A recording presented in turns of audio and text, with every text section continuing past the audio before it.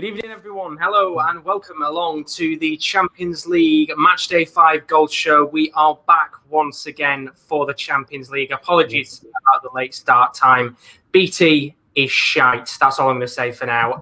But we've got some incredible games to come tonight, some incredible matches, some interesting managerial decisions in terms of players in playing some matches tonight. And hopefully, most importantly, we get goals across the board. Because we're pushing on time, all the boys, as you can see, are on the screen. We're going to go through the games in a moment's time, talk through each match very quickly. We'll make our score predictions. Then, of course, as always, we'll get on with the goals with the game starting in about 5 minutes' time. So without further ado, here are the first 3 games that we're looking at on the screen right now. Some of the games be keeping our eyes on tonight. That does include Marseille against Olympiacos. Marseille, they haven't scored this season so far in the Champions League. As for Olympiacos, they have. If they win tonight, then they are guaranteed a Europa League spot. 4-3-3 for Marseille tonight. It's a must-win game for them. Mandanda's in goal. Back four of Amavi, Alvaro, Chaleta, and Sakai. Midfield 3 of Cuisance, Kamara, and Rongier. And then up top is Payet, Benedetto, and Tauvan. How they haven't scored with that front three, I have no idea. As for Olympiacos, they've got a 4-3-3 as well tonight. Jose Sarr is in goal. Back four of Holobas, Cisse, Ruben Semedo, and Rafinha. Midfield 3 of Buchalikis, Kamara, and Janenveer. And then up top tonight is Furassi, El Rabi, and Fortunis. So that is the first game going on. The second game tonight, he's been watching Magichalong for a while now, and he's got the opportunity to watch them again tonight. Unfortunately, they can't go through in this competition, but this game is very crucial for Ajax. And to watch that game tonight, of course, it is Rowan. How are we doing, buddy? I'm doing great, mate. How are you? Fantastic, as always. And let's have a look at those lineups. As you can see on the screen tonight for Atalanta, it's a 4-3-2-1. Sportiello's in goal. Back three of Jim City, Romero, and Palomino. Midfield 4 of Hataboa, Pessinha, Freuler, and Gosens. Alejandro Gomez as the cam, and then Muriel and Zapata up top. And then for Magichalong, it's a 4-1-4-1. Hansen is in goal. Back four of Paulinho, Scholes, James, and Anderson. Midfield of Hoa. Front foot, well, technically, an attacking forward, Mobile on Yenka, Anderson, Andrea, and then up top is Kaba. Once again, Ron, as I said before, for Magichalong, they can't go through tonight in terms of the group, but for Atalanta, it's a must-win game. Do you think Magichalong could cause a little shock tonight?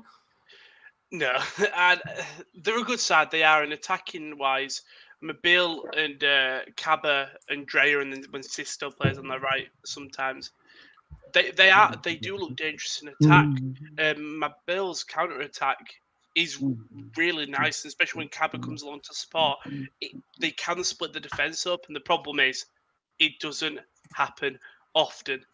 I think this is an Atalanta win comfortably. Maybe not. I think it might just be a 1-0, 2-1, 2-0. But I think it's got Atalanta written all over it. It'll be an interesting game either way between Atalanta and Magichalong tonight. We'll have to find out what's going on there. Let's move on to our next game, of course, kick off in 2 minutes' time. Liverpool taking on Ajax tonight once again. These two teams desperately needing a result tonight in this group is a very tight one. And to watch this game tonight is Will. How are we doing? I'm doing great, man. How are you? I'm not too bad, thank you very much. Looking at that Liverpool lineup tonight, I said, of course, there was a questionable decision for Liverpool. Kelleher is in goal in a 4-3-3. Addison is out tonight with a slight hamstring injury, so we might not see him for a few weeks. But Kelleher's in goal. Back four of Nico Williams, Matip, Fabinho, and Robertson. Midfield 3 of Henderson, Wijnaldum, and Curtis Jones. And then up top is the ever-present front three right now of Jota, Salah in the middle, and Sadio Mane on the left. And then Ajax tonight, they're also going with a 4-3-3. Onana is in goal. Back four of Tagliafico, Blind, Schurz, and Mazraoui. Midfield 3 of Gravenberch, Klassen, and Edson Alvarez. And then up top is David Neres, Tadic, and Anthony. Big game tonight for Liverpool, Will. Going to be a tough test against this Ajax side. Could do a little bit of scouting as well tonight with the centre-back Schurz. But do you think Liverpool can come out with the 3 points? They need to get at least a point to qualify tonight. And after the performance against Atalanta last week, they need to come out and put in a performance. Obviously, they got that tough draw away at Brighton, which, I personally think some of the decisions in that game were very, very dodgy. They should have come away with 3 points, but they didn't. But tonight's a big game. It's a big moment for Kelleher in goal. Adrian's being shaky, Liverpool's number 2, and with Alisson being out injured again, it's if Keller puts in a good performance tonight, he could be starting in the Premier League in the next game. So big night for Liverpool, but I think in the end I can't see them losing, which I think they'll at least get a draw, which means they will eventually go through.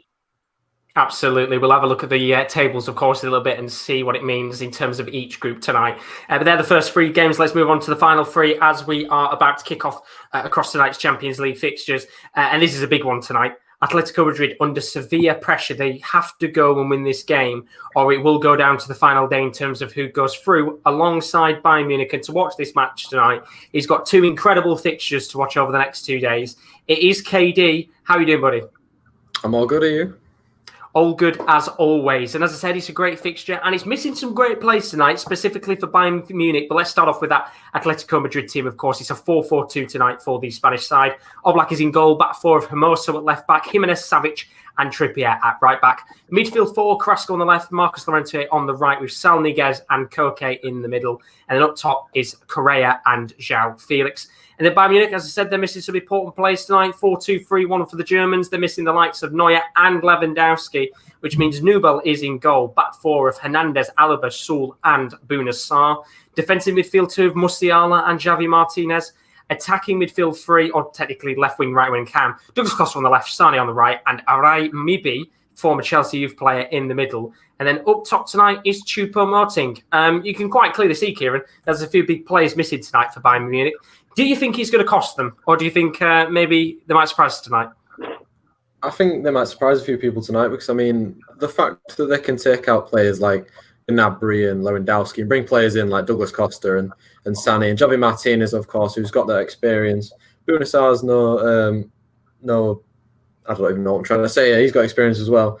I do think they'll actually get the win tonight because I've watched Atletico Madrid the last couple of weeks against Lokomotiv Moscow and they've just looked out of it, to be honest. Yeah, I agree with you on that. They have looked a little bit out of it, to be fair. And Atletico Madrid tonight, I said, big pressure for them. They've got to go and win this game, or else it could go down to the final match day. So thank you very much, KD, of course. Games have kicked off now. But let's very quickly talk about the last game in terms of the ones that the boys covering tonight. It's a big game considering the result we've just had between Shakhtar and Real Madrid. Gladbach and Inter Milan. Last week for Inter Milan, it was a case of it looked like they were going to be out of the Champions League. They still have a chance to get through, but they've got to face an informed Gladbach side. Kieren L is watching this match tonight. How are we doing, Kieren? I'm doing fantastic. How are you, mate? I'm doing fantastic as always. Let's look at that Gladbach side very quickly as the game has kicked off. It's a 4-3-1-2 tonight for Gladbach, as you can see on the screen. Technically, it could be a 4-3-3 to a certain extent. I think it's 4-3-1-2. Sommer's in goal, back 4 of Liner, Janska, Ginter and Oscar Wendt. Midfield 3 of Lazaro, Kramer and Newhouse. Stindl in the middle, and then Plee and Thuram as the 2 strikers. And it's a usual 3-5-2 for Inter Milan tonight. Handanovic in goal, Bastoni, De Vrij and Skriniar in the back 3. Midfield 5 of Ashley Young on the left, Darmian on the right, Gagliardini, Brozovic, Brella in the middle, and then up top is Lautaro Martinez and Romelu Lukaku. As I said, big pressure tonight on Inter Milan to go out there and win this game. If they win the game tonight, all 4 teams could go through, within a chance of getting through match day 4. If they don't win tonight, Inter Milan I'm pretty sure they're out of the competition, which is mad to say. Just how much pressure is there on Inter to go out there basically and win? Massive. You know, they to be fair, I think even if they lose tonight, they might not even be able to get third, which in putting into this group is looked unprecedented at the start. But they've not been very impressive in the Champions League altogether. The complete opposite, really, of Mönchengladbach, who've surprised a lot of people. So heaps of pressure on both Antonio Conte for his job and Inter Milan as a club tonight. Absolutely. It's a big, big game indeed. And as I said a moment ago, the games are underway now. We're about 2 or 3 minutes into these matches. So I'm going to let the boys go for now. If you've not seen us on the Gold Show before, the way it works is the boys are all watching separate games. We'll bring them in if there's important moments, important chances, any serious injuries. And hopefully tonight we should get goals across the board in some of these fairly stunning fixtures. So thank you very much, boys. Bring you back in a little bit. As for now, we will take them off the screen. And you've got me now for a little bit. Well, that's a good thing or a bad thing. I don't know. But hopefully we should get some goals tonight because the Champions League In the previous round, it did lack some goals, specifically in those Wednesday fixtures, but the Tuesday night ones had a plethora of goals in them. But you can see on the screen, there's still one more game to talk about, which is the game that I've got on my screen tonight. FC Porto taking on Manchester City. The away side already through to the next round of the competition. All Porto need tonight is 1 point, and for Olympiacos to drop points themselves, which is very likely indeed. And looking at the lineups tonight for the home side for FC Porto, they're lining up with a 3-5-2. Marquesin is in goal. Defensive free of Mbemba, Diogo Leite and Sarr. And that is Malang Sarr, of course, on loan from Chelsea. Midfield 5, you've got Sanusi on the right-hand side, Manafa on the left, and then the midfield 3 of Sergio Oliveira, Otavio and Oribe. And then up top is Corona and Marega. And it's a 4-3-3 for Manchester City tonight. They can start resting some players, but they've still got a few key boys in that squad. Edison is in goal, back 4 of Zinchenko on the left, Eric Garcia and Ruben Dias as the 2 centre-backs, and then João Cancelo at right back. Midfield 3 of Foden, Rodri and Fernandinho, and then up top is Raheem Sterling, Ferran Torres and Bernardo Silva. And do you know what? When you look at that team tonight, as I said, it is a case with this match that they don't have to necessarily go out there and get something tonight on the board. Manchester City, they're through to the next round no matter what happens. They will finish top pretty much unless they lose the next 2 games and things don't go their way. But, either way, in this fixture, they won't care right now because they're through. Porto have got the pressure on themselves tonight to go out there and get a result. But we're going to go over to Will because there has been the first chance of the night in that game between Liverpool and Ajax. Who's had that first chance of the night, Will? Chance for Liverpool. It's been a really lively game so far, first 5 minutes or so. And Liverpool win the ball high, high pressing, obviously. David Klaassen makes a mistake. It's cut out by Curtis Jones. Jota wins the header who finds Salah. It looks like Salah's going to run him behind, but he pulls it back. He lays it off for Curtis Jones on the edge of the box. It's a fantastic effort, and it rattles off the side of the post.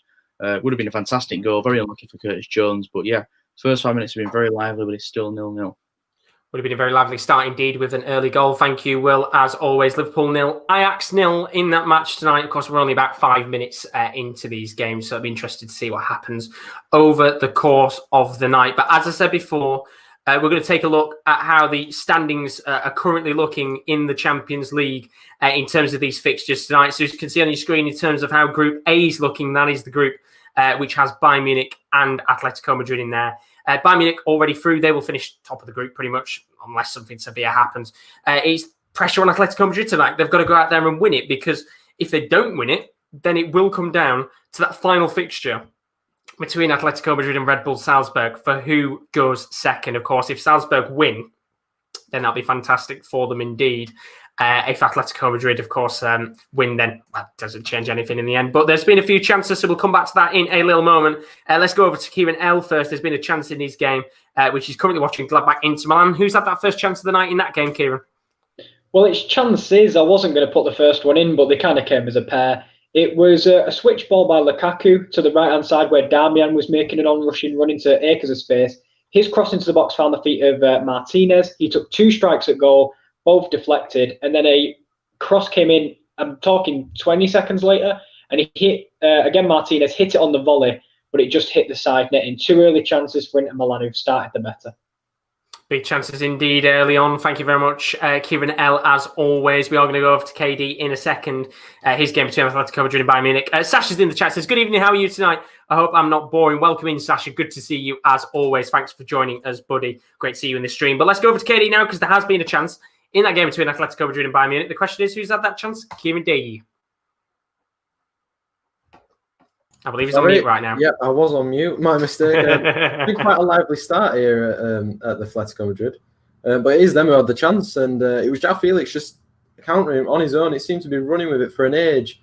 He just tapped it through the defence, and Angel Correa, 1-on-1 with the goalkeeper, just kicked it straight at Nubel. A great chance for Atletico Madrid to take the lead in this game. But they've started well so far. Good start to that game, as you would expect, between the two sides. 0-0 between Atletico Madrid and Bayern Munich for now. Thank you, KD. As always, we are just getting around the 10-minute point of these matches tonight in the Champions League. I forgot to say, if you're new as always to the stream, do leave a like and a subscription, whether you're watching this live or on the replays as always. We've got only one more week of the goal show left after this. Of course, we're getting to the last stages of the Champions League, which is a real shame indeed in terms of the group stages, because they've been fairly interesting so far. But let's go back, while we've got a little bit of a chance here, let's go back and have a look at those groups. So as I was saying before, that game between Atletico Madrid and Salzburg could be a very, very crucial match indeed. Of course, Lokomotiv losing tonight means that they could only finish, depending on the results, of course, in third place if they were to beat Bayern Munich and Salzburg were to lose to Atletico Madrid. But Salzburg have the head-to-head record, which means that Lokomotiv should finish in last place, I believe. Group B, it is the group, well, the best group of them all in terms of how it's looked so far. Gladbach, they could potentially with a win tonight. No, sorry, they will finish tonight potentially with a win at the very top of the group, no matter what happens. But it's interesting to see, of course, Shakhtar and Real Madrid both on 7 points. If Inter Milan win tonight, any team out of those four could still get out of the group, which is interesting to see indeed. But we're going to go back over to Atletico Madrid, Bayern Munich. Be another chance in that game, a lively start between those two sides. KD, who's had that chance? Yeah, I think he might be on mute again. Yep, on mute again, Josh. Thank you again. There's a chance in the edge of the box for Koke and it's gone over the bar. But the original chance, I was trying to talk while I was on mute. Atletico Madrid have started much the better of these two sides, as probably expected on paper. It was a really good chance. Lucas Hernandez just give the ball straight to, I think it was Marcos Llorente, who just bound down the left-hand side, whipped a ball in, and Angel Correa missed it an inch away from scoring. And João Felix misses it as well, an inch away from scoring. A great chance for Atletico Madrid to take the lead. And they've had 2 or 3 now in the opening 10 or so minutes. Very good chances in the match so far. Thank you very much, KD, as always. What would it be without a sports corner ever, as always? Good to see, though. That match has been lively, which is always nice to see between Atletico Madrid and Bayern Munich. 0-0 as it stands so far in that game. We are just around the 10-minute marks of these matches tonight. But going back to that group, as I said, it's a very tight one between the likes of Inter Milan and Shakhtar. If Inter wins, all 4 teams could still go through. If Gladbach wins, then Gladbach will finish top no matter what. If it's a draw, then it still makes things fairly interesting because Real Madrid, I think it would still mean, I think Inter Milan would finish bottom. But technically, for the neutral tonight, you're hoping for an Inter Milan win because then it means that those 4 teams will certainly be all fighting out to get that spot into the Champions League, which makes things very interesting. But if you're a Gladbach fan, you won't care about that. You'll just want that victory tonight and finish top of the group. But as a neutral, you want Inter Milan to win. But that is how Group B is currently standing right now. Group C, as I said, Porto and Manchester City pretty much nearly through. Remember, Porto tonight, all they need is 1 point on the board and they'll be through to the next round of the Champions League. Manchester City already through. They will finish top. But depends actually on tonight's result. If Porto win and City do drop points, we could still see Porto top the group, but it's highly likely City will top it. As for Marseille, well, they could still get a Europa League spot. They have to beat Olympiacos tonight. If Olympiacos draw, then it means that they will go through to the Europa League knockout stages, which would certainly be a good thing for Olympiacos. They did the same feat last year. And then Group D, as you can see, it's another tight group. Midtjylland, they've got nothing to play for apart from trying to pick up some points and really frustrate these other 3 sides because as it stands, of course, Liverpool and Ajax drawing right now, which means Liverpool will still stay top of the group. However, we could see the top of the group potentially change very soon, depending on what happens across the board tonight between Liverpool, Ajax, Atalanta and Midtjylland. Unfortunately, as sad as it is to say, one of those 3 teams is going to have to drop into the Europa League. The question is, who is that going to be? Of course, we won't know tonight. We will know by match day 6 with this group because it's so bloody tight right now in Group D, which makes it interesting, of course. That's what you want to see in the Champions League. Tight groups. And right now, Group D and Group B are the 2 groups leading the pack, which will certainly make match day 6 interesting, depending on those results tonight. So that's how the groups are looking. Of course, we'll keep you up to date across the night of action and goals. If we do get goals, of course, we haven't had any goals yet. But when we do get the goals, we'll keep you updated with how the groups will stand, depending on the results across the board in tonight's fixtures. But as I said, we're about 10 minutes into these fixtures. I'm keeping my eye out on Porto, Manchester City. Unfortunately, someone has to do this. It's me that's doing it tonight. But as I said, it's interesting because, you know, Porto, they're not the Porto of old. And in fact, I think I remember seeing a stat this morning that the last time these 2 sides faced off in the Champions League was back in 2012, where they had the likes of João Moutinho, they had Hulk, they had James Rodriguez, just to name a few of the old players Porto had, which, you know, a lot of them are still recognisable stars and doing quite well. But I'll talk about that in a second because we have had the first goal of the night. We're going to go over to Rowan because it's a game between Ajax and Midtjylland. The question is, have Midtjylland opened up with a nice early goal or is it an Ajax goal, Rowan? It's a Midtjylland goal and it's lovely. It's from a free kick. not cleared by Ajax, put back into the box. Cabba chests it down to Schultz, the centre-back who's captain inside today, hits it on the half volley inside the box and just lashes it into the middle left of the pitch, straight past Sportiello, and it's 1-0. It's a lovely goal by the centre-half. And 1-0 to Midtjylland. I told you, I knew they'd get a goal. I'm just looking at it now. It's a powerful strike. There's no chance the keeper's saving it. Just Atalanta couldn't get it cleared. They just cleared it straight back to the midfield. I think it might have been Onyeka who plays the ball back in. Cabba chest. Great finish. Certainly is a good finish indeed for a centre-back of all people. I mean, even I've just seen Gasperini even a little bit surprised himself with the quality of that finish. But Midtjylland, 1-0 up. Yeah, Schultz is captain today because Fiatchenko's unavailable. Well, one way to step up for your team. Certainly is indeed. Thank you very much, Rowan. As always, first goal of the night goes to Midtjylland against Atalanta, not Ajax. What a fantastic finish it was. There was, Rowan perfectly said, Shevchenko suspended, of course, got a red card in that previous Champions League game, which means that Scholz has come into the team. And what a finish that was. Midtjylland in the lead against Atalanta 1-0, and that is the first goal of the night. Bernaldo's in the stream. He says, come on, Porto. Thank you very much for joining us as always. Bernaldo, good to see you in the stream. He says, get in Midtjylland, which is what we like to see indeed. But let's go over to KD because there's been a chance in the game between Atletico Madrid and Bayern Munich. Lively start, Kieran, but who's had the next chance in the match? Yeah, it's the first real clear-cut chance for Bayern Munich. I say clear-cut because the man it fell to normally gobbles these up. Lovely one-touch football between Ari Mabi and I think it was Choupo-Moting. Josh will only be happy at that. And it fell to Leroy Sané perfectly on the edge of the area to open his body up and curl one into the top corner. But he just absolutely shanks it over the crossbar. It's so unlike him. And Bayern Munich, of course, a lot of changes. It's definitely messed up their flow and their rhythm. There's no real gel to their play at the moment. Still 0-0 though. Thank you very much, KD, as always. Greatly appreciated. 0-0 between Atletico Madrid and Bayern Munich tonight. Of course, very nervy game that's going to be for Atletico Madrid. Remember, they need to get some points on the board tonight. It's a very nervy game for them because if they lose against Bayern Munich, it will go down to that last match between themselves and Red Bull Salzburg, of course, which is going to be a great game to watch next week in the final match day of the Champions League.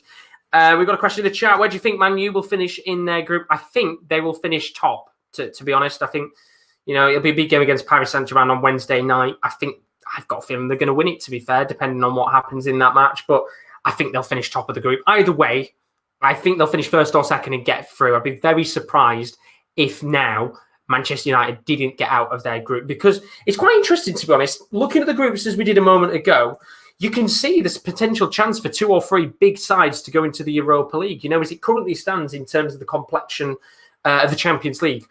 Atalanta, they could go into the Europa League, which, they're not going to be an easy side to face in the Europa League for a start. Very attacking side. Atletico Madrid, they could go down depending on their result against Salzburg. That'll be an interesting game, of course, to see what happens there. And then Real Madrid or Inter Milan could still go down into the Europa League, which, either of those two sides going down would be a shock to the system either way. But we've had a goal, just as I've said about Inter Milan in the game between Gladbach and Inter. The question is, as I said before, it's a massive night for Inter. It's a must-win game. Who's taking the lead in this one, Kieran? Is it Gladbach or is it Inter?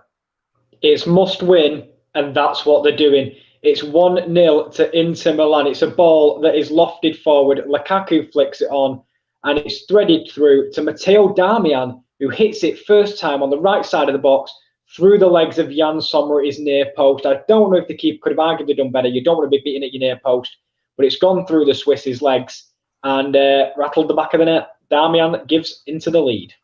Big goal indeed. Thank you very much, Kieran L. As always, as he perfectly said, it's a must-win game for Inter, and they're doing exactly what they need to in tonight's match, because as it currently stands now in that group, let's take it off the screen. This is how the group looks now.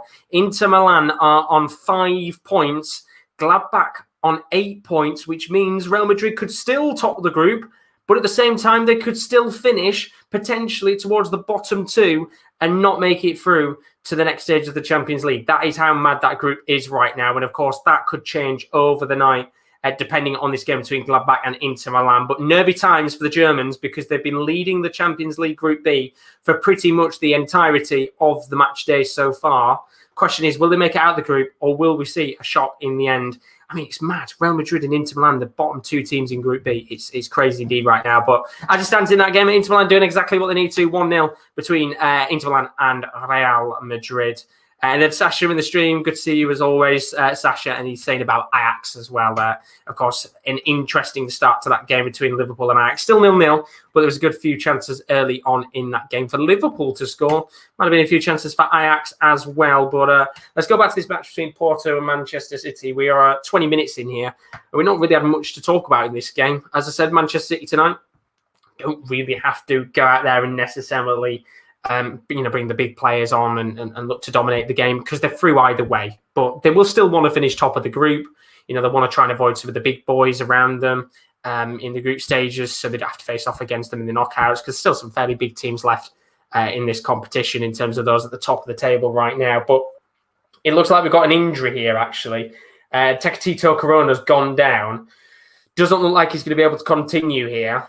Hopefully nothing too serious in the end. He looks in severe pain right now. Doesn't look good at all. Of course, I'll keep you updated with that and see what happens there. But for Porto, they only need a point tonight, as I said, depending on the result between Olympiacos and Marseille. If Olympiacos win and Porto loses, it's going to make things fairly interesting for that last match day. But right now, they're getting the point that they need in this match to take them through to the next stages of the Champions League. It's all pressure on Olympiacos tonight in that group. And to be fair, it's all pressure on Marseille as well, because Marseille certainly do need to get 3 points on the board if they want to get even a Europa League knockout stage spot. We'll have to find out what happens there. As we have our first yellow card of the night, Lautaro Martinez being the first player to get a yellow card in the Inter Milan-Gladbach game. Of course, Inter Milan 1-0 up as it currently stands, doing exactly what they need to in Group B. But coming back to this game, Tecatito Corona looks like he's going to be coming off the pitch. There's a player just went on the touchline here, potentially to come on as Sergio Oliveira takes a free kick. But we're going to go over to Will, because there has been a chance in the game between Liverpool and Ajax. The question is, who's had that chance, Will? Chance for Ajax, and it was actually a really big opportunity for them. It's Tagliafico, the left-back, who whips a really nice ball in towards David Klaassen. And Fabinho loses him, and David Klaassen's header is straight at Keller. He makes a good save, but it is straight at him. However, afterwards, it's been ruled that he was actually in offside position. So if it goes in anyway, it wouldn't have counted. But yeah, Keller, a nice confidence booster, keeps his first attempt out of goal. Better than Adrian. But yeah, 20 minutes gone. It was a lively start. It's died down a bit now. Both teams are still kind of a bit of a cagey opening affair here. But yeah, still 0-0. And we can see who gets the first goal in this game. Thank you very much, Will. As always, 0-0 between Liverpool and Ajax. And as Will perfectly said there, of course, it's Keller in goal tonight for Liverpool, which I think, of course, a lot of fans would have been thinking, well, where's Alisson for a start? And for those of you that don't know, Alisson has picked up a hamstring injury. He could be out for at least 2 weeks, which means, of course, it was either Adrian or Keller. I think Adrian, in a lot of Liverpool fans' eyes, has gone down in their estimations quite drastically. Which therefore means Keller's been given a chance tonight, and he's certainly looking like he's doing well so far in this last 20 minutes. But we're going to go back to Will again, because there's been another chance in this game. Is it an Ajax chance or is it a Liverpool chance? Another chance for Ajax, and they're getting a lot of joy down this right-hand side. The young lad, Neco Williams, has been out of position a few times now, and he's been caught out again. Tadic makes a nice run down the left-hand side. It drags Matip out because Neco's out of position. Really good balling by Tadic into the middle. Klaassen misses the header, and Robertson has to put it down for a corner. If Robertson wasn't there, it's a tap-in for Ajax. But yeah, these last 5 minutes, so Ajax really, really applying the pressure here. Big chances indeed for Ajax. Thank you very much, Will. As always, still 0-0 between Liverpool and Ajax tonight. We've just had a big opportunity. In fact, two kind of big opportunities in this game between Porto and Manchester City. The first chance coming for Porto tonight, it was a ball that was lofted up to the path of Marega, tries to flick a header onto goal, pushed away by Ederson. And then straight after Ederson's save, Manchester City going on as a counter-attack. A long ball was pinged up, I think, from Gundogan, trying to get it into the path of Ferran Torres, who's, of course, playing as a striker tonight. The ball does reach him, does force a save out of the goalkeeper, Marquezin, but he is flagged to be offside. And a few big chances in this game early on for both teams as Manchester City look to come forward again here. It's Phil Foden just about 40 yards out from goal, tries to lay a ball off to Raheem Sterling, but his pass is a little bit too heavy and it doesn't come to anything in the end. But let's go over to KD. We will have a look at your question in a second. Carl, thanks for joining as always, buddy. Let's go over to KD because there's been a chance in that game between Atletico Madrid and Bayern Munich. It's been a feisty start between those two sides. Still no goals yet, but who's had that chance, Kieran? Well, it's a half chance for Atletico Madrid, but it's very good build-up play. It's Carrasco chips it over to João Felix, does a little backheel pass back to Carrasco, who's about 20 yards out, left-hand side wide of the penalty area. He takes a shot and it just goes about a yard wide, but it was really good build-up play. Did deserve a goal because of the build-up play alone, but Bayern Munich need to get into this match because at the moment they're having shots, but they're not really having much possession of the football and moving it around. Like I said, there's no real flow in the Bayern Munich game at all. Very, very nervous times indeed for the German champions up against Atletico Madrid. Thank you very much, KD, as always. Still 0-0 in that match tonight between Atletico Madrid and Bayern Munich. Who is going to open the scoring? Right now, it does look like Madrid are the better of the two sides. And of course, if you're Diego Simeone tonight and an Atletico Madrid fan, you've got to look at the injuries that Bayern Munich have had and players missing and think this is the perfect time to play them. And what a time it is indeed, because they needed to get points on the board. Question is, can they get those 3 points? We'll have to find out indeed. But let's have a look at the comments, what you guys have been putting in. As I said, thank you very much as always. Joining us, Kyle. Good to see you, buddy. He says, do you guys hear some of the rules for the teams in England? Of course, the new rules coming into play after Brexit is involved in the Premier League. Maybe all UK can't buy players abroad under 18 years old and can only buy, I think, 7 players under 21 in one season, which for the big clubs will be a negative. Of course, if you're Chelsea, you're crying your eyes out right now at this rule coming into play. And to be fair, if you're Manchester City as well, you're crying your eyes out at it because we know that they're two clubs that tend to buy younger players with the idea of selling them on for quick cash. But it is an interesting rule, I guess, because we know Brexit was going to come into play at some point. It's coming to play now. Rules were going to be added into the game, and I think I don't really know. I don't really know if it's a good or a bad thing. I think if you're looking from an outside perspective, then as I said before, the fact that the big teams can't buy loads of youngsters trying to sell them on for a profit is a good thing. But I guess there's other teams that do have a preference for buying youngsters, and necessarily it'll be a bad thing for them. But come back to it in a second, because finally, the game which I said hadn't had a goal on the night has finally got a goal. Atletico Madrid against Bayern Munich. Have Atletico taken the lead, or have Bayern Munich got a counter-attacking goal? KD? Well, they've been the better team and the best player on the pitch so far. João Felix has scored and Atletico Madrid have made it 1-0. It's a really good goal. It's just a simple throw-in, a little 1-2 between Llorente and the person who took the throw-in. I'm not going to lie, I don't know. There's a lovely ball across from Llorente and João Felix just taps it in. And I mean, it's such a simple goal, but it's lovely to see. It's lovely build-up, I'm not going to lie. It's simple football, but they make it look so elegant. They deserve to be in front 1-0 Atletico Madrid. Well, we got the goal in the end there. Atletico Madrid 1, Bayern Munich 0. Good to see João Felix getting on the score sheet once again. Thank you, KD, as always. It was a lovely, lovely FIFA sweaty goal indeed. Fodder for Felix. Kieran screaming in the chat. If you're a FIFA fan, you'll know, of course, he's likely to get a Player of the Month card in La Liga. He's been on fire in the Champions League as well. Seems to just be scoring a lot of goals right now. But I'm going to go to KD because there is a VAR check for the goal. What's going on, Kieran? They're checking if when Marcus Llorente pulled the ball back, if the ball had gone out of play before he had crossed it in. It hasn't gone out of play, I can tell you that, Josh. The goal has stood. It is still 1-0. Perfect indeed. Well, Kieran was celebrating for a second. Now he's biting his nails, but he can stop biting his nails because Felix has got that goal indeed, and he's celebrating now, which is good, of course. João Felix, as I said, been on fire in La Liga over these last couple of weeks and months. He's on fire in the Champions League, and all those questions were being asked on whether that value that they paid for him when he signed from Benfica was going to be worth it. Well, he's certainly paying it back right now, and that's another goal in the Champions League for João Felix, 1-0 to Atletico Madrid in that match. Of course, Bayern Munich misses a lot of big players tonight, but they won't care about that because the important thing for Madrid was to get 3 points on the board, and they're doing that exactly right now. Let's go back to Porto, Manchester City, because we've got our chance here.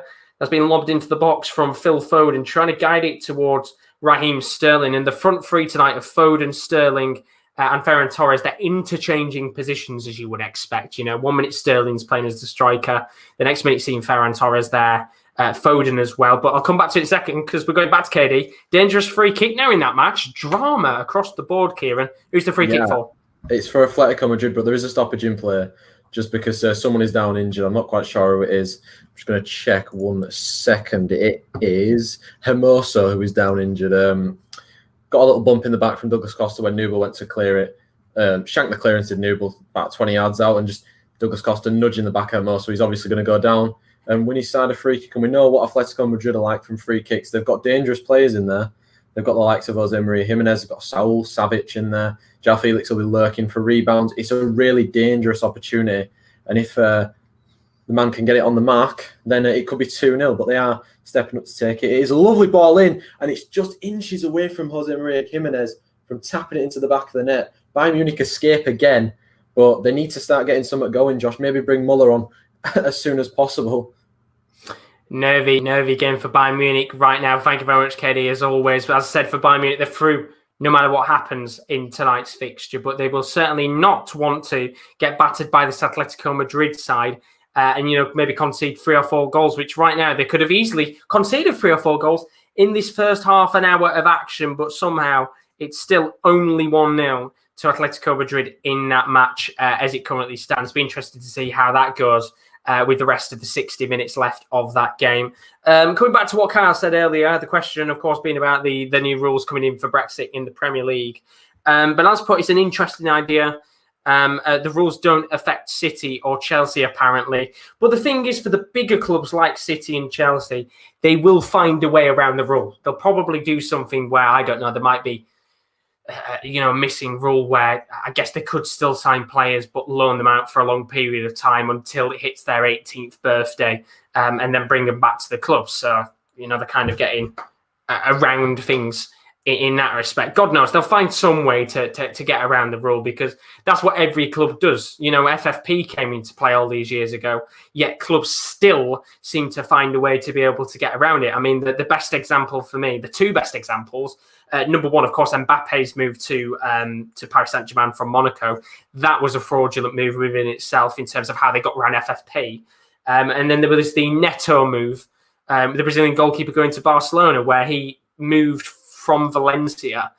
I think it was something like £1 million or something like that, and the rest was paid up front another time. It was something stupid. By the way, let's go to KD because there's been another chance. It's the game of the night so far. 1-0 to Atletico Madrid. Who's had the chance this time, Kieran? It's Bayern Munich, and this kid, Musial, looks exciting. He's had a few of these runs tonight, Josh, where he takes on a few players, and he just took 2 or 3 players out with just one little jink of his body and one little skill move. Just a simple step over, took 3 players out of the game. He got into the penalty area. His shot just lacked the final cutting edge, really. It should be 1-1, I'm not going to lie.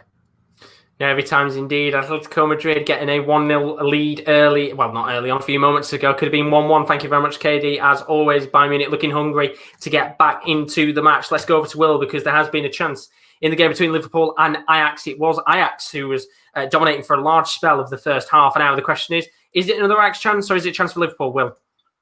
It's another Ajax chance, and it's Mazraoui, the right back. Ajax, again, they really are applying pressure on Liverpool here. You can tell that they're going out to win the game because they know they have to win the game. And it's just kind of a spectacle effort from Mazraoui. Hits him on the edge of the box. Really, really good strike. It's heading into the top corner, but Keller tips it over the bar. One-handed save. Really nice save from him. It's still 0-0, 30 minutes gone here. But I've got to say, so far, Ajax looked the more threatening. Liverpool, the better in the first 10 minutes. But so far, since then, Ajax have had the much better chances. And they're probably lucky not to find themselves winning the game.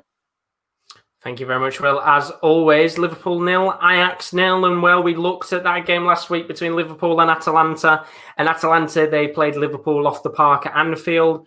Ajax looking the better of the 2 sides, as Will said, over this last 20 minutes. They've got to win tonight's match, and they will certainly hear the news, depending on what happens in the next 15 minutes, about the fact that Atalanta are losing to Watchalongs right now, which will spur on this Ajax side even more. As for Liverpool, is Klopp going to blame the fact that they're not playing this fixture on a Wednesday night? God knows right now, of course.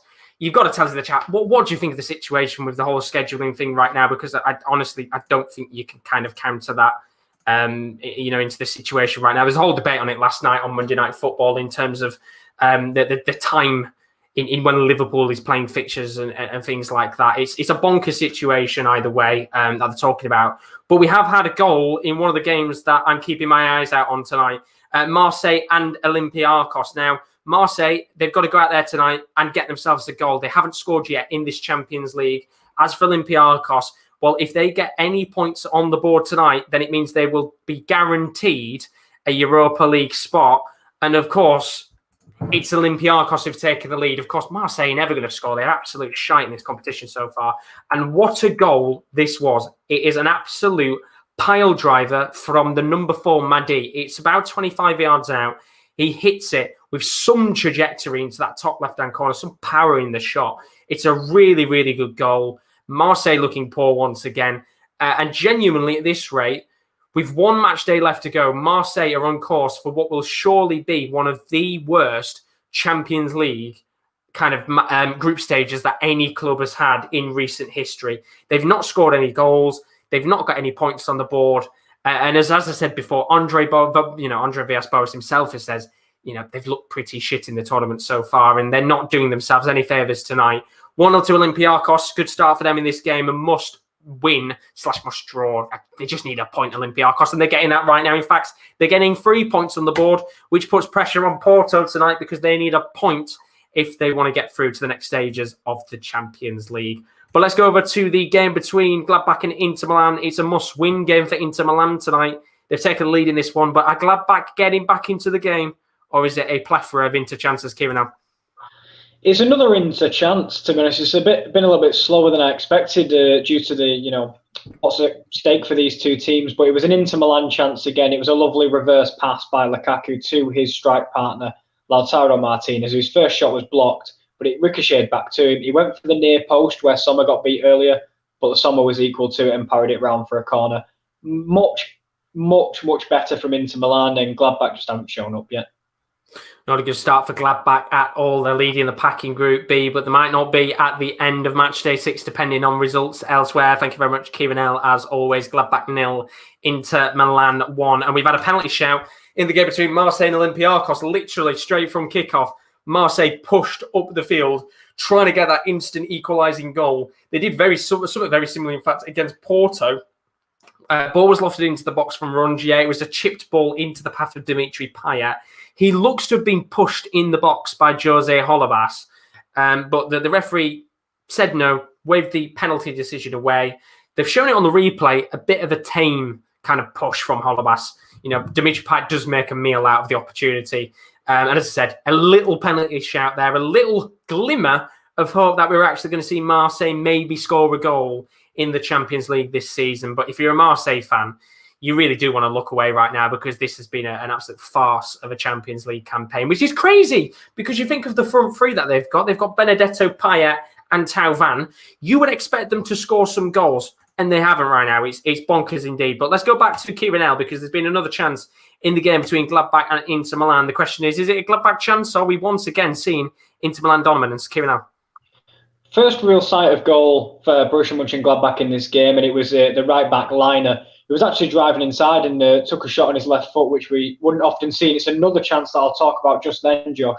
But Liner hits it with his left. It's close to Handanovic, easy enough for the keeper. And then the chance we've just had now was Marcus Thuram, the real danger man of Mönchengladbach, was slotted in on the left-hand side. He hit it with his left across Handanovic, who gets a strong palm to it. Handanovic's been called into action recently, but he's equal to it. Certainly is indeed good start in that match between both of those sides. Of course, it's better for Inter Milan there. 1-0 up as it currently stands. Thank you very much, KL, as always. Lots of opportunities in that match over the last few minutes. Not a lot of opportunities between Porto and Manchester City. And as I said, it's one of those games where you can kind of tell both teams are fairly not fussed about the game itself. Olympiacos are winning right now, which, if it stays 0-0, I think going into half-time, Porto will hear the news of Olympiacos winning, which means, when we actually look at the group right now, which I'll get up in a second, there we go, let me get it on the screen. As you can see right now, Olympiacos are on 10 points. Olympiacos are on 6 points. Porto are on 10 points. So realistically speaking, unless something crazy happens and Olympiacos go an incredible run of in the last two games, Porto are pretty much through either way. And, you can kind of tell both these teams aren't fussed tonight. We've just had a chance from Zinchenko from about 40 yards out, decides to hit the ball, goes completely wide of the goal. In fact, I feel like that ball has gone out of the stadium and back to Manchester with how high that's gone. But it's a really poor chance. And as I said, not much going on. There was a little opportunity from Raheem Sterling where he tried to curl the ball into the back of the net. And Sanusi, he was on the line. He was able to clear the ball away. It was a good clearance away in the end. But so far, not really much going on this game between Porto and Manchester City. But what can you expect in a match where both teams are pretty much through anyway? But let's go over to KD, because there has been a chance of this game between Atletico Madrid and Bayern Munich, of course. Madrid in the lead. Are Bayern Munich fighting back, Kieran? Well, no, they're not. I'm not going to lie. It's been all Atletico Madrid, and they have had another chance, and it should be 2-0, Josh. Great counter-attack again from Atletico Madrid. João Felix driving it across the box. Marcus Llorente in acres of space on his left foot, waiting for the net to bulge, but he just puts it over the bar. It's a poor miss. I'm not going to lie. It should be 2-0. Very good chance indeed in the match. Thank you, Kieran. As always, Atletico Madrid 1, Bayern Munich 0 as it currently stands. They've got a lot of big players missing tonight. Lewandowski and Neuer being the main two. On the bench, they've got the likes of Koeman. They've got Thomas Muller on the bench as well. Could we maybe see one of those two players come on early on in the second half to try and change things up for Bayern Munich? We will have to find out indeed. But we've had a little chance of this Porto-Manchester City game. And it's another long-range effort, this time from Porto. And it was a chance from Sergio Oliveira. This time he tries to hit it from 40 yards out and does even worse than Zinchenko. This time it's gone out of the stadium. And his shot, it must have flown to the Etihad as well. Probably even further than the Etihad. It's a really, really poor effort on goal. But we've got 6 minutes left. And I don't think there's going to be a great deal of additional time. Because apart from Corona's slight little injury, I don't think he's come off the pitch. There's not really been much going on in this game so far. But 0-0 as it currently stands between Porto and Manchester City. And there's still a plethora of other games going on tonight across the board. You know, we're about 40 minutes into the matches tonight, so we'll update that on the screen. As it currently stands, not many goals so far. Porto 0, Manchester City 0. Marseille 0, Olympiacos 1. A really good goal in that game from Olympiacos to take the lead in that match. Liverpool 0, Ajax 0. Ajax looking the better of the two sides right now at Anfield. Liverpool have got a lot of work to do if they want to get some points in this fixture, as do Bayern Munich. They're 1-0 down as it currently stands against Atletico Madrid. Good performance tonight from the Spaniards, who desperately needed to get points on the board. Midtjylland currently 1-0 up against Atalanta. Midtjylland, they can't do anything in terms of the Champions League now. They can't even get a Europa League spot, but they're looking to frustrate sides. And what a goal it was in this game. Scholes with a thunderous volley into the back of the net. Really, really good goal from a centre-back. That was the first goal of the night in the Champions League. And then Inter Milan, they've got to win this fixture tonight. It'll make Group B interesting, which we'll look at the groups at half-time, of course, when we go through the statistics of each match. 1-0 to Inter Milan in that game. Matteo Darmian with the goal in that match. But we spoke about Liverpool Ajax a moment ago. It's still 0-0 in this fixture. Who's had the chance this time? Will? Well, it wasn't really a chance, but Per Scherz has been given a yellow card, fouling Mane. It was a ball played in behind by Gini Wijnaldum. He did really, really well to chip it in behind. Per Scherz he's got wrong side of Mane. You can tell Mane's beat him to the ball, so Scherz is not even looking at the ball. He's going straight for Mane. And I think he's the last man here. He brings down Mane. He's only been given a yellow card, but I think if Scherz doesn't bring Mane down there, I think he's away. And I think he's 1-on-1 with the goalkeeper. So I think that is a possible red card, but he has only been given a yellow card. And I think he's looking to get away with that there, Per Scherz. But free kick to Liverpool. They're looking to get back in the game. 3 minutes till half-time. There's a chance here for Ajax. Oh, good tackle from Fabinho. Yeah, 3 minutes to go till half-time. It's still 0-0, but Liverpool are starting to get into this game a bit more now. Thank you very much, Will. As always, could have potentially been a chance there for Liverpool to have an extra man on the pitch. Bit of a nervy one there for Ajax, but they're doing all right in this game, Ajax. As Will said there, Liverpool coming back into this match with about 3 minutes left of the first half. We've got a free kick here for Manchester City. About 30 yards out, Zinchenko's going to whip a ball into the box, gets it towards the far right-hand side where Ferran Torres is. He heads the ball down, trying to get it towards Sterling, but the ball is eventually cleared away by FC Porto, and the free kick doesn't come to anything. And thank you, by the way, for putting in the chat there, Sasha, about the score. I did put it as 2-0 earlier. I must have accidentally forgot to change it once again. It is, of course, Shakhtar winning against Real Madrid tonight, 2-0, which we'll talk about that at half-time, as well as the rest of the scores, because when we get to half-time, we'll go through each game, talk to the boys one by one. We'll talk about the stats of the matches so far.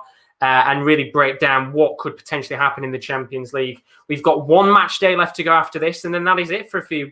Well, in fact, that's it for a few months to the Champions League. We won't be back till February with Champions League knockout stage action, but then we'll be covering every single Champions League game live, which I cannot wait for with the knockout stages, because we're back to the usual two-legged formats. That's what we love.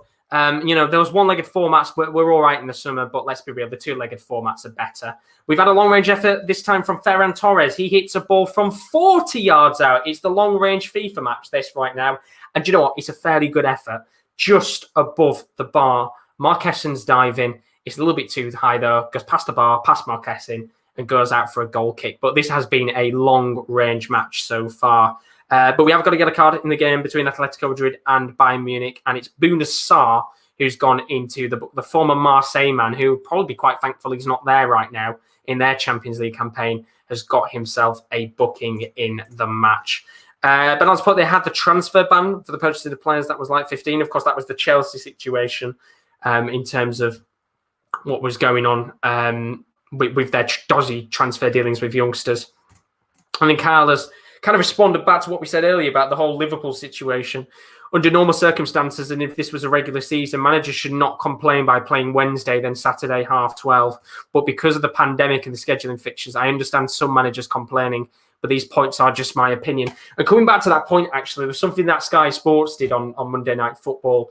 They kind of worked out on average the amount of days in between matches. So if Liverpool were to go for an entire season through every competition that they're into the very last stage, the final, then they would play, I think, something like 60 matches this season. And on average, I think they would play a game it was between 4.7 and 5.3 days, which was actually around the same as other seasons, which is quite mad when you think about it, because it is a shorter season because of the pandemic. But when you actually look at it on paper, they're still roughly playing around a very similar time to what they would usually do anyway, which is mad when you think about it. But it's one of those situations where no doubt tonight, what will happen is it will just be constant complaints from Jurgen Klopp, no doubt. BT will try and fish for comments either way to get him to talk about the scheduling stuff. But we have, I believe, got half-time in the game between the Atlanta and Midtjylland. It's 1-0 to Midtjylland as it currently stands.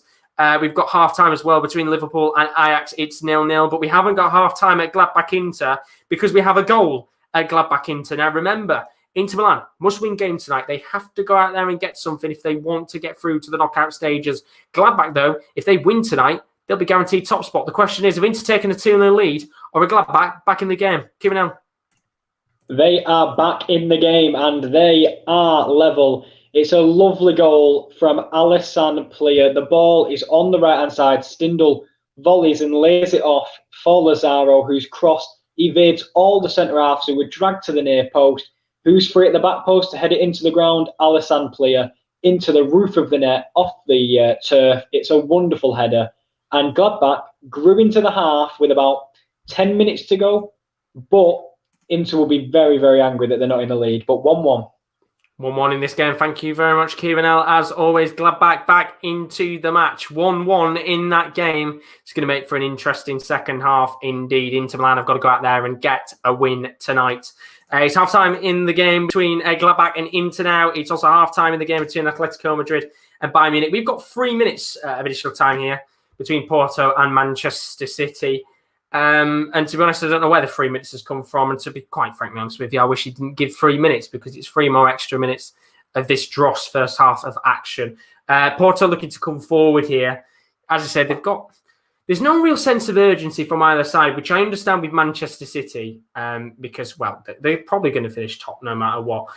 For Porto tonight, I think when they hear the news about Olympiacos being 1-0 up, it's very unlikely Olympiacos will go on and get into second place in the group. But surely for Porto tonight, you've got to look at it and think, take on this Manchester City side, because if you get a win tonight, they will go top of the group. And it will put them in a comfortable position as well. In fact, they'll be guaranteed to go through as well. So at that point, they won't care. But, take on this team tonight. Rather than sitting back and looking to just take a point away from Manchester City, go at them tonight and take a gamble. Because if you lose, There's still another 45 minutes of action between the two sides of Marseille and Olympiacos. Olympiacos is probably going to win it, but just give it a go. And unfortunately, neither side has given it a go in this game, and it's quite a shit match, to be honest with you. And that's not dissing it because Manchester City are playing in this game. It's just been shite. But there's 5 seconds left here of this first half. The ball's just been played in the middle of the park as the referee does indeed blow his whistle for half-time of this match. Porto and Manchester City goalless at the break, which also means we are at half-time in all of the Champions League fixtures tonight. And as it currently stands across the board in the Champions League, we've got 2 games that were played at 5:55. 2 very good games indeed. It was Lokomotiv Moscow 1, Red Bull Salzburg 3, and in a game that was must win for either side. It was Red Bull Salzburg who dominated that game tonight, a 3-1 victory, and a really good match across the board for the Hungarians, the Austrians at the very least. They had a great match. Not for the Russians tonight. Another loss for Russian sides, which means that no Russian team has won a single game in the Champions League or the Europa League so far, which is a fairly mad stat when you think about it. And then the other game that went on tonight, an incredible result once again for Shakhtar, a 2-0 win against Real Madrid at their own ground. They lost 10-0 on aggregate to Gladbach, but they haven't lost to Real Madrid, have they? And that puts them in a good position to potentially get out of the Champions League group stages into the knockout rounds, or at least get a Europa League spot, which is fantastic news for them because, to be fair, yes, they did lose 10-0 on aggregate, but they still deserve something for beating Real Madrid twice. But in terms of the games at half-time tonight, FC Porto 0, Manchester City 0. The less said about that, the better. Marseille 0, Olympiacos won a thunderous 25-yard goal in that match. A really good goal indeed means Olympiacos lead in that fixture. Goalless between Liverpool and Ajax. Ajax looking the better of the two sides. Liverpool just looking like they're trying to squeeze their way back into that match in the last couple of minutes. Atletico Madrid, they'll be pretty positive with tonight's results so far. 1-0 up against Bayern Munich. It is a weakened Bayern Munich side, and I have to say, we will talk to Kieren in a moment. Maybe some early substitutions in that game. Not really been a good performance tonight from the German champions, but a very good performance tonight for Midtjylland, who are currently 1-0 up against Atalanta, keeping one of the Europe's most consistent attacking sides at bay so far. It'd be a good result for Midtjylland, even though they are out of the Champions League, no matter what happens across their next 2 fixtures. And then Gladbach and Inter Milan, as it currently stands, 1-1 in that fixture. Gladbach scoring late on in the first half of action. Inter Milan, it's a must-win game for them. With Gladbach scoring just before half-time, it's going to make for fairly interesting viewing in that second half. So we'll get the boys in just one moment. We'll talk through the statistics and everything across the board. It's been a fairly all right night of action so far. I wouldn't go anywhere to say it was excellent. We've not had many goals across the board. But I think we should start with the game that's had the most goals of the night so far, and that is the game between Gladbach and Inter Milan. And as I said, tonight it's a must-win game, Kieren, for Inter Milan. They're in the lead in this game, looking fairly comfortable, but out of nowhere, later in the first half, Gladbach getting a goal back in it. It makes for a very interesting second half. Yeah, it does. For the first half an hour, it wasn't really being played like a game that meant much, but hopefully in the second half, they both teams pick the pace when they realise what this does truly mean. But Gladbach will be more than happy with it to be 1-1 heading into half time. They weren't really in the game for the opening 35 minutes, but a late applying of pressure, and it proves that this Inter Milan defence is not that great in the Champions League, it appears, and yet again Inter Milan appear to be dropping points. They do indeed, and there's still 45 minutes of action left, but look at the stats right now. Gladbach 6 shots, 4 on target. Inter Milan 8 shots, 2 on target. Gladbach having more possession in this match, 58% to 42%. When you look at the statistics, they are looking like the better of the two sides in terms of the opportunities on target in the possession. What do Inter Milan have to do? Because I'm looking at the bench right now in terms of players they could bring on in this match. They've got Alexis Sanchez, they've got Ivan Perisic, they've got Christian Eriksen. We are at that stage of the season now where teams might have to go a little bit gung-ho in these situations and go a little bit more attacking than they had in the previous 4 rounds. What does Conte do to try and get Inter back in this match? Well, that was the problem, Josh. It was Gladbach controlling the possession but not creating anything, and then, Inter would have the better of the chances on the counter-attack, which is kind of what they've done. I don't think they need to implement anything too quickly. You don't want to make rash decisions with 45 minutes to go. But as you say, they are hanging on by their, metaphorical Champions League lives. So you've got to see the likes of Christian Eriksen come onto the field, because a midfield three of Barella, Gagliardini, they're all very similar. No one's going to unpick that defence.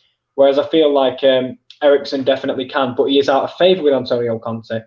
It's a tough one for Inter Milan. I wouldn't change anything too much just yet, but there will need to be some before the end of the game if it continues like this for any longer. Definitely going to be pressure on Inter Milan tonight. They've got a lot of work to do in that second half. 1-1 as it currently stands. Thank you very much, Kieran L. As always, you've got a very interesting 45 minutes to come with how this game has panned out so far. But be interested to see what goes on there. Let's have a look at the chat very quickly before we look at the other games tonight. Chris put, hi, I hope you're well. Welcoming Chris, as always. Been a good game. Both teams threatening. Didn't realise a point was enough for qualification. I'd still rather win, get it over and done with. But if this is enough, then so be it. Doesn't matter winning the group. It's one of those where you kind of want to get a win tonight just to make sure that it's out of the way rather than sitting 0-0 for the match. Peter's in the stream, says, how are you lads doing with the IU joke? Good to see you in the stream as always, Peter. Keep them jokes coming as always. We love them on the channel. And then Kyle has put, what are your thoughts on some stadiums being allowed fans back in?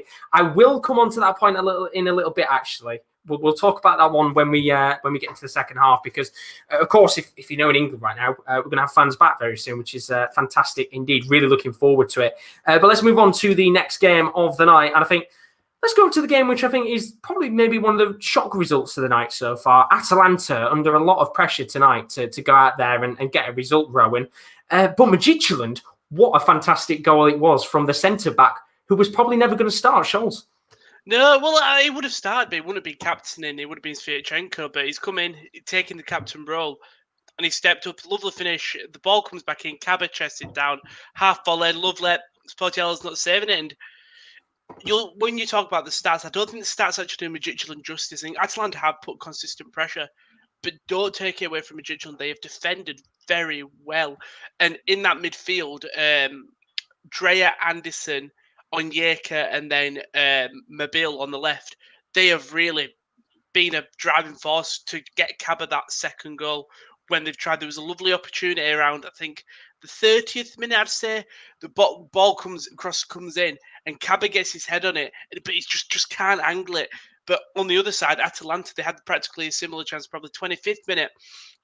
Frollo plays the ball in, and I think it's Muriel goes to head it and get it just straight. It's just all the balls have gone straight to the goalkeeper's hands this first half, unfortunately. Which is a shame for Atalanta. And come back to your point, what you said a moment ago, I think when you look at the stats, I mean, of course, I'm not watching the game. You'll know a lot more than me, but you have to give them credit, because Atalanta, they've had 10 shots, 5 on target. Midtjylland have had 5 shots, 4 on target, but Midtjylland's only had 36% possession. Yeah. Atalanta's had 64. When you look at that side tonight, Rowan, there's one important player that's missing for Atalanta. Josip Ilicic, he's on the bench tonight. Considering that the result last week for Atalanta was incredible, big win against Liverpool puts you in a great position potentially to get through to the next round. And, for an average fan, you'd probably look at this fixture and think, we should win this. What do Atalanta do to get back in this game? Do they keep going as they are right now? Or do you think they've got to change something up in this game to try and get 2 goals back in this match? Because they've got to win it. I think you stick with what you've got for now. That's the thing, they haven't played bad. It's just getting the ball in the back of the net and just shooting a little bit better. But we know Zapata, Muriel, Papu Gomez can all score goals. So I don't think that's where. I think it's just getting that first goal, getting that confidence back in, and I'm sure you'll score a couple. But yeah, bring on Ilicic, because again, he can score goals. I think we'll probably see Matt De Roon come on as well, just because Freuler has been a little bit slow in that thing. I don't know whether injury, tiredness, he has slowed down a lot, so we might see De Roon come in there. But apart from that, both teams don't really need to do much. That's in just keep on going as you are, because Midtjylland, they've just sat back, soaked up the pressure, and then played on the counter. Atalanta have took the pressure, and they've tried to run with it, and just not in the back of the net yet. Great game for Watchalongs so far. As I said, for them tonight, doesn't mean anything in terms of how the group's going to change. But if they can come out tonight, get a 1-0 win against Atalanta, it's certainly an incredible result for them indeed. To at least come out of the Champions League and say, we've got a victory on our hands here. But there's still 45 minutes left of action. Thank you very much, Rowan, as always. Should be an interesting 45 minutes. Atalanta, they need to go out there and get a victory tonight, depending on that result between Liverpool and Ajax, which we will go over to that game now between Liverpool and Ajax. It's been a fairly interesting game so far. Of course, in that first 10 minutes, Liverpool looking the brightest of the two sides. Then Ajax kind of, I wouldn't say dominating, but doing well for a large spell of about half an hour as Liverpool look to get back into the game in the second half. Will, we know that tonight for Liverpool, all they need is 1 point to get out of the group. What do Liverpool have to do here? Because do you think holding on in a game like this and taking a 0-0 draw is a good idea? Yeah, it's always risky when you try to hold out for the 0-0 draw because if you sit back too much and invite too much pressure on you, then eventually you will get punished. And Ajax, like I said, they'll be very unlucky to not find themselves 1-0 up. Obviously, Liverpool hit the post as well with Curtis Jones earlier in the game, but Mazraoui had that chance. David Klaassen's had a couple of chances when he's made nice runs into the box. So Liverpool need to come out into the second half and they need to just go at Ajax because I think if they sit back and invite the pressure, they're just putting themselves in trouble, especially with Keller in goal. I know he's made some brilliant saves, but you can't rely on, what is a youth team goalkeeper to, keep you in the game. No, exactly. I mean, look at the stats right now. When we said originally about Liverpool looking to sit back, it kind of feels like it when you look at the stats. Liverpool have had 6 shots, 2 on target. Ajax have only had 4 shots, 1 on target. But when you look at the possession, 61% for Ajax, 39% for Liverpool. If Ajax can win this game tonight, they'll hear the news, of course, about Atalanta losing. This is a massive fixture for them because it really will give them some leeway depending on what happens between Midtjylland and Atalanta tonight. As for Liverpool, now it could potentially be 3 games without a victory in terms of the Champions League game they played not too long ago, the fixture against Brighton. And now against Ajax. What do Liverpool have to do here? Because you look at it right now, it doesn't look like it's going to be good enough. Yeah, it's just been, I think, with the lineups Liverpool have been playing, they've been rotating a lot. And I think it's just kind of getting a bit of normality in the lineup, knowing what each of us jobs are. Jota's looked lively again. Mane, I've not really seen him have much chances. Same with Salah, really. Look, the midfield needs to support the attack better. The one thing Liverpool have lacked for many years now is that one midfielder that can connect the attack and the midfield together. Since Coutinho left, they've never really replaced him. The midfielders do really, really well in what their roles are, winning the ball back and getting out to the fullbacks. So when you don't have like a Trent Alexander-Arnold on the right hand side to whip the balls in, Neco Williams is a good player, but he's not Trent Alexander-Arnold. You can't rely on him to deliver the ball into the box. Yeah, Liverpool have they've got to just go at Ajax and just keep the high press going. The high press is working really well for them. They keep winning the ball really high. And they've just got to do a better chance of taking the chances when they arise. Definitely do indeed. It's going to be an interesting 45 minutes of action between Liverpool and Ajax. Thank you very much, Will. As always, Ajax, they probably heard the news about Atalanta losing right now. Must win for them. Liverpool, they need to get some points on their own here to make sure the pressure is off them. Thank you very much, Will, as always. We will be getting underway with the second half in a few minutes of the matches, but what a game this has been so far. Kieran D, currently watching the game between Atletico Madrid and Bayern Munich. There's been a plethora of chances, hasn't there, for Kieran in this match for Atletico Madrid? Could they have had a few more than one? Oh, I think that they should definitely have more than one, Josh. I'm not going to lie. Marcus Llorente with a glorious chance to double Atletico Madrid's lead. I'm not going to lie and say that Bayern Munich are out of it by any chance of the imagination because 1-0 is the most vulnerable scoreline in football. But they need to change the way they're playing because there's just no flow and rhythm to their play. They're trying long balls over. They just aren't coming off. Of course, this game to them doesn't really matter in terms of how the group's going to finish. They're going to go through no matter what. But I'd just like to see the champions play a bit more better football because I do like watching Bayern Munich play. But so far, it's been all Atletico Madrid, to be honest. No subs at half-time either, by the way. Which I'm looking at the stats right now. Atletico Madrid, 10 shots, 3 on target, 46% possession. Bayern Munich, 2 shots, none on target, 54% possession. You can see from the stats as well, it's quite clearly a very different Bayern Munich performance to what we usually expect. And do you know what? It makes me think now as well, just how different this could have been of a situation had Red Bull Salzburg got a good result against Bayern Munich, because we could have been sat here saying that they dropped 3 points. We could have been sat here tonight saying they've now dropped 6 points, which really just prove how important that Red Bull Salzburg game was. But what do Bayern Munich need to do here to come back into the game? Because you already said at before halftime, to maybe bring on someone like Thomas Muller. Do you think that'll happen in the first 10 or 15 minutes if nothing changes? I just think there's no creativity in there, to be honest. There's no real. I mean, I know they've rotated because of the fixture congestion and stuff like that. A little bit similar to Liverpool in that sense, but there's just no creativity between Martinez and Musiala has done the best that he can, bless him. But I mean, there's only so much you can do when he's got Static Martinez next to him. So I think for Bayern Munich, they need to bring maybe Coleman on and maybe Muller and try to get something out of this game, because they won't want to lose to Atletico Madrid, who are probably one of the favourites alongside Bayern Munich themselves to win the whole competition. Certainly, indeed. The game has kicked off for the second half, so I will let you go. Thank you very much, KD. As always, Atletico Madrid 1, Bayern Munich 0 in that game. And as I said, games are underway now with the second half of action. I'm going to very quickly talk through the game between Marseille and Olympiacos. As currently stands, as I said, Olympiacos 1-0 up in their match against Marseille, who still haven't scored in the Champions League. But when you look at the stats tonight, they've looked the better of the two sides. Olympiacos, it was a wonder goal from Mady Camara in the 33rd minute. A really good strike in that match. Probably the goal of the night so far, which is probably not really hard to beat, considering there's not been a great deal of goals. But it's a great goal indeed for Olympiacos. Puts them 1-0 up. Marseille, they've had 5 shots, 2 on target. Olympiacos have had 4 shots, 2 on target. The home side, Marseille, with 59% possession. Can we finally see, after 5 match days, Marseille score a goal? They've now become the team I'm rooting for. They're like the Ferencváros of the Champions League. We just want to see them score a goal. They could lose 10-1 for all I care, but if they can just get 1 goal to their name in the Champions League this season, at least it's something to celebrate in the end for the club. Even if they finish bottom with 0 points, you've still scored a goal. But 1-0 to Olympiacos in that match so far. And then the game that I'm watching, Porto 0, Manchester City 0. That's all I'm going to say about that game. It doesn't even deserve to have an analysis of the match so far. There's been 1 shot on target between both sides. Pretty boring game. But as I said, if you're a Manchester City fan, you don't care. You're through to the next round either way.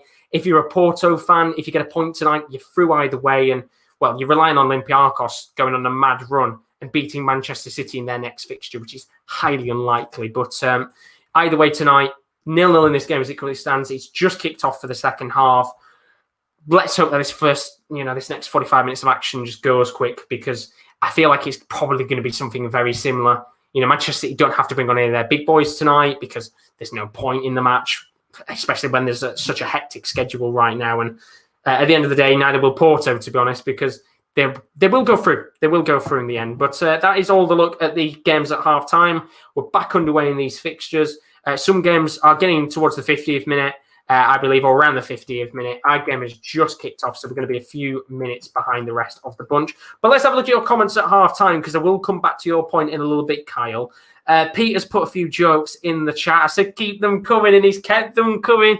Here we go, right? He's put, is anyone buying the PS5? We love it, honestly. He says, I'm going to be buying the PS5. It's getting delivered from Munich. And then he said, I thought I might as well buy PS5 as Matty gift me some cash for my birthday. We love it. And do you know what? I will give him credit on this one, because I did think this was a good all right joke. Neil went to his boss at work to ask for Mau pay. I don't mind that one. That one's a good one. I like that one. Fair play, Peter. Keep ringing your jokes as always, because we do like them. I like to see the reactions at the bottom of my screen. Then Peter put, Gareth didn't unfortunately bail the wing for Tottenham at Chelsea. He didn't indeed. Very unfortunate for him. And then just looking at the chat, Chris, but you know what? I might as well join in with the jokes, but I'm going to do darts jokes relating to darts players. As Kyle puts, I went into a restaurant in Kentucky to order some fried rice, but all they had was chicken. Oh, God, this is going to be a very, very, very long night at this rate. Well, so 0-0 in this game between Porto and Manchester City so far. We're 5 minutes into the second half of action tonight in the Champions League. And are we going to get more goals tonight? Because it seems to be, over the last couple of weeks, it's kind of been one half has had a plethora of goals and the other half has nothing. Of course, last week it was the first half that had plethora of goals. The second half was dead. I think the week before it was the first half and the second half had goals. We just need goals tonight across the board. And well, we haven't had our first goal in the second half, but we've had our first chance of the night, and it is between Liverpool and Ajax. Let's go over to Will, because Ajax were dominating in that first half. Have they started the second half quite well, Will? They have indeed, and I've got to be honest, Davy Klaassen, the former Everton man, should have a hat-trick tonight, the amount of chances he's had. It's a free kick to Ajax. It looks like they're about to whip it into the box, and they work it really well. Tadic lays it onto the left-hand side. It's whipped in by Neres. And Davy Klaassen, it's a free header. All the Liverpool defenders let it go, and he's about 5 yards out, point-blank range, and he puts it wide. It's a massive, massive letter for Liverpool. And like I said, Davy Klaassen, he could have had a hat-trick, and Ajax should have the lead once again. But 50 minutes gone, still no Liverpool. They need to come out strong in the second half. 0-0. Thank you very much, Will. As always, Ajax looking desperate for the win tonight. They surely will have heard of the result between Atalanta and Midtjylland. Of course, Midtjylland leading 1-0 in that match. Ajax need to win. We'll look at the groups in a little moment's time and see how things are looking about 50, 60 minutes into tonight's action across the board. Chris has put in the chat, Mervyn was angry at Michael van Gerwen for being ahead of him in the queue at Burger King. Incredible jokes tonight. Keep them coming. Keep them coming. We love them. We love the jokes. Honestly, it gets me through the shift. That's the thing. It gets me through the shift. And when I've got to watch a game like Porto, Manchester City, it honestly, we do have a chuckle at these jokes. Let's have a look. I think there's another joke in the chat. Peter was walking on the right side on the road onto way to Minehead for the Players' Championship. We love it. Keep them coming. Honestly, incredible jokes. Absolutely fantastic. As I said, more enjoyable than Porto Manchester City. Still 0-0 in this game right now. But keep them coming. Rowan's told me keep them coming. He loves the jokes. He's just put in the chat. Keep them coming. He's been laughing. KD as well. He's finding them hilarious. He's chuckling to himself. So keep them coming tonight, because the boys certainly do love them. Kyle's put, Jake was standing in the middle of Brooklyn shouting 9-9 for no reason whatsoever. Oh, God. Bloody hell. Unbelievable. Let's go back to this Porto Manchester City game for a second. There's a chance here for Manchester City coming forward. Ferran Torres on the left wing, trying to lay a ball into the path of Phil Foden. Really poor there from Ferran Torres. Ball's given away, and Porto might be able to counter-attack here, and it's a run on that left wing from Corona. He tries to get a ball. Good touch on the ball there. Maraga's in the box. Is there a chance here to flick it towards the submarine striker, as he's called, or the Malian striker? There to the edge of the box. Sergio Oliveira takes the long-range effort, and it's straight into the hands of Ederson. Another decent chance there indeed. Ederson, very simple save for him, but yeah, probably the best chance of the night so far, because we haven't really had many opportunities at all in the game to really talk about.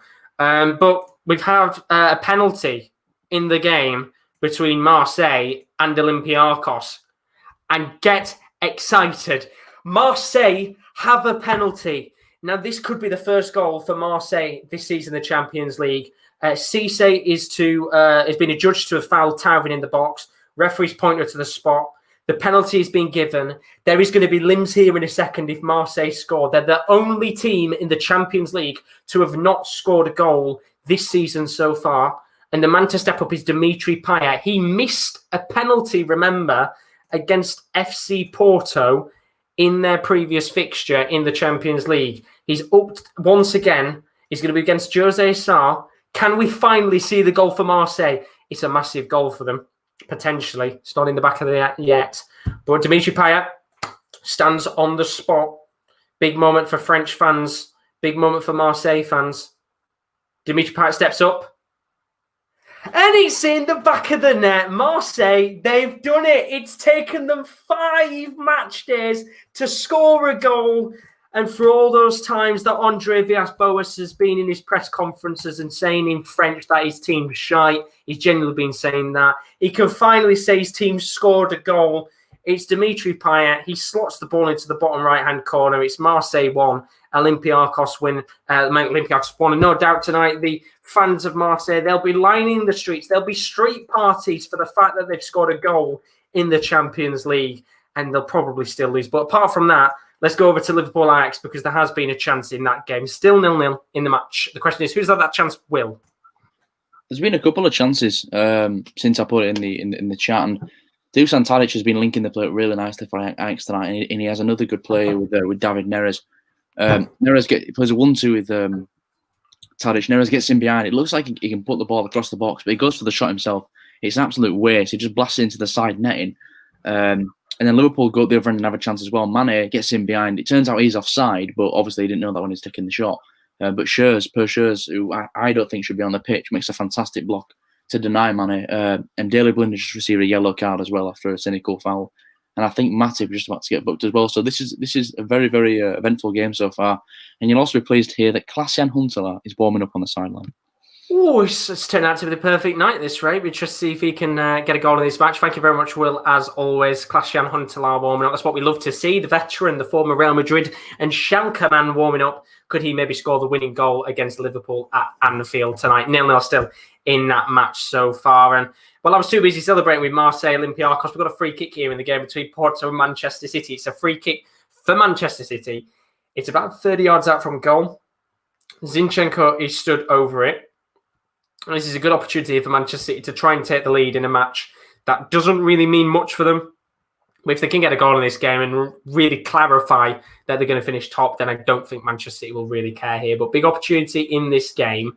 And the wall is just being aligned here, just sorting themselves out. Can they get the ball into the back of the net? Zinchenko takes the free kick on towards the right-hand side of the post, and it's straight into the hands of Mark Essin. Still 0-0 in this match between Porto and Manchester City. It's also still 0-0 between Liverpool and Ajax. He's had a lot of chances so far. We're going back to Will. Who's had the chance this time? Another chance for Ajax, and Mazraoui, the right back. I tell you what, he's looked like prime Dani Alves tonight. The way he's been flying down the right-hand side, been getting into the area, and he's just done a nice piece of skill to get past the Liverpool defenders. Gets into the area. His left foot shot is saved by Kelleher, but he punches it straight to Neres, and Neres from point blank range, he hits the post. It's an open goal. Robertson did well to put him off a little bit. Sorry, Neco Williams did well to put him off a little bit, but David Neres should be putting that away. It was pretty much an open goal. He's rattled the post. The second time the Woodwork's been hit tonight, and I still don't know how this game is 0-0. Unbelievable. Well, Klaas-Jan Huntelaar might change that in a few minutes. It'll probably be Neres coming off at this rate. Thank you very much, Will, as always. 0-0 between Liverpool and Ajax. Surely we've got to see the first goal of the night in that game soon. Ajax battering Liverpool with opportunities. Don't seem to be able to put the ball into the back of the net right now. Let's have a look at the chat, see what you guys have been saying. Chris put Rob was very cross with his performance at Players' Championship the weekend. Sebastian is in the stream. He says, hello, how are we doing, Sebastian? Hope you're good as always. And then Peter has put in the chat, Anzu has recently mocked Eden Hazard's time at Real Madrid and called him to lose some weight, you fatty person. Keep them coming. We love the jokes on the channel. Thank you very much, Peter. As always, he's certainly making my life more enjoyable with this game. And finally, there's been a goal between Liverpool and Ajax. The question is, who has scored the goal? Will. It's a goal to Liverpool. Oh, wow. And to be honest with you, I don't know how this has gone in. Neco Williams receives the ball. He just kind of lofts it in with his left foot from the right-hand side. It's a nothing ball. It's going out of play. Onana comes flying out of his goal, just completely leaves the ball, just completely leaves it to fly over his head. And Curtis Jones, fair play to him, he doesn't give up on it. And he gets in behind and just taps it into the open goal. He's the only one running. Everyone's flat-footed. And fair play to Curtis Jones, he was the most lively in the box. And he makes it 1-0 to Liverpool, but it's a shocking error from Onana, who did not even jump to try and catch the ball. Liverpool take the lead, and Ajax will be absolutely fuming. Sorry for the ASMR there. I'm just looking at the goal now, and I mean, well, you know, if you've been watching the game so far for the whole 60 minutes, I'm pretty sure you'll agree, Will, that it's basically come off out of nowhere, to be honest. Yeah, it's a nothing ball. It looks like it's going out of play. The Ajax defenders stop, Jota stops, and Onana comes out and does nothing. And Curtis Jones is the only one moving, and to be fair play to him, he stuck it in the back of the net, and Liverpool will be absolutely delighted with that 1-0 goal. Jordan Henderson's also. I mean, I'm seeing the goal now. It is a poor mistake. Yeah, I don't know what he's trying to do. It's a really, really poor mistake. Ball's lofted into the box. Yeah, exactly. I don't know what he's trying to do in that situation. Just completely leaves it. Strange goal indeed. But you won't care either way, Will. You're 1-0 up right now. Absolutely buzzing. Of course, remember tonight, Liverpool only need 1 point on the board to be guaranteed to go through to the next round. And well, be getting 3 points at this stage. But I don't think this game's done it justice yet. With half an hour left, Liverpool 1, Ajax 0. Thank you very much, Will, as always. And apologies if there's any lag tonight. I know I've had a few might be lag spikes on my end tonight. I don't know why, but hopefully we're not lagging too bad tonight. But we've had that goal in that game now, which is fantastic to see, which means the only game of the night to not have a goal is this match between Porto and Manchester City. And I was going to go at halftime and get the bottle of gin and fill it to the top, just full of gin, and not put any lemonade in and drink it, because it's been quite depressing. Honestly, you've got to keep them jokes coming, because I'm bored right now. It's not been long enough without these jokes, right now. I'm getting a middle finger from Rowan. I will just kick you from the studio, Rowan. I will. I mean, I'm just seeing right now, what? Look at this. Look at that. Unbelievable. Exposing these people on stream. This is the abuse I get. If any rival channel wants to pick me up, you can happily pick me up and I'll delete this channel. Do you know what? The good thing is I don't get to see KD or Will doing it, because they haven't got their cameras on. And I genuinely believe those two guys, they wouldn't put... I mean, look, I'm getting middle fingers from Rowan now. Unbelievable. There we go. Will's giving the middle finger now. Unbelievable. But either way, back to the games. Atletico Madrid right now, Bayern Munich. 1-0 as it currently stands in the game. Bayern Munich making some changes. Nafri, Muller and Richards have come onto the pitch. Ari Mabai, Martinez and Sarr have come off in the match. Well, let's go over to Kieran now. There has been a chance in his game between Gladbach and Inter Milan. It's 1-1 as it currently stands. Who's had that chance, Kieran? It was Inter Milan, and they really should be 2-1 up. It was on the edge of the box, and Lautaro Martinez got it out of his feet and went to bend it into the bottom right corner, but it just deflected off the post and went out of play. It was a really good chance for Inter Milan, but the woodwork denies them. Will it be their night? We'll have to find out with about half an hour left to play. Thank you very much, Kieran, because there's been a chance at Atalanta Midtjylland. Now, Rowan had his hands on his head. Was that because of the chance, or was that because you won? No, it could have been 2-0. It turns out Cabba's offside. The cross comes in, and I think it's Anderson heads it back and strip more deeper into the box. Cabba, he's been watching the karate kicks it behind him onto the crossbar, bounces back off to Mobile. Mobile puts it straight into the side net, and luckily Cabba's offside, so it wouldn't have counted. But Midtjylland nearly went 2-0 up with a lovely goal from I think the Nigerian international Cabba. And Mobile just puts and then hits it at the side net. But Midtjylland have looked dangerous this second half. Atalanta had one major chance. Duvan Zapata broke on the counter-attack. Just took an awful first touch, and Hansen collected. I mean, I say that, and they're coming again. Great defending again, I think, from James that time, the Canadian. Midtjylland played very well the second half. Very nervous indeed. I did forget to say as well, I know you put in the chat, Alejandro Gomez came off for Josip Ilicic as well, didn't he, in the second half? I don't know whether it was injured. It didn't look injured, so I think it was just tactical. Might be just tactical decision, but we'll have to find out. Thank you very much, Rowan, as always. 1-0 to Midtjylland as it comes to stands. Could have been 2-0, which would have been great for Midtjylland indeed. Of course, Atalanta right now, hoping that they could try and get back into the game.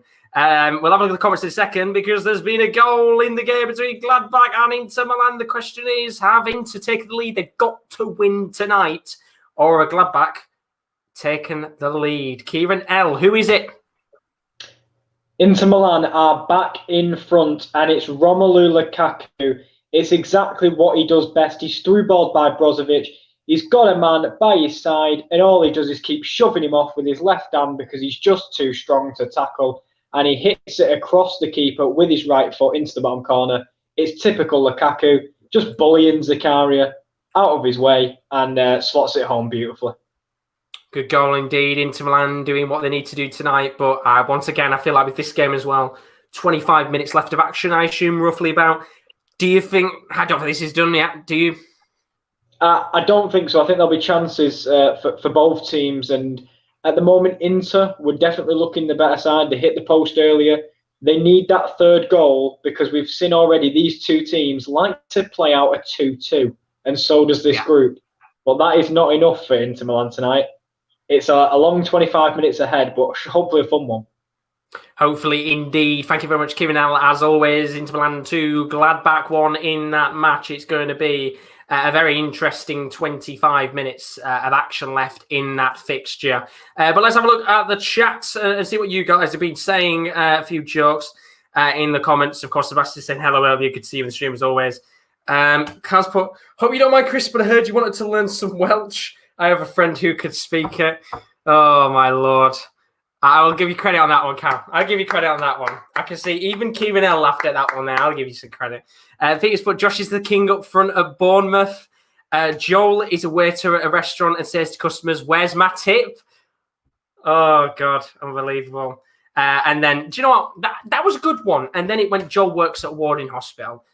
I'll give you credit for the Matip one. And then Carl's put, I wanted to watch a match, but I'm sick of the reception working. The rain has always been heavy throughout the day. Well, maybe it'll work better tomorrow.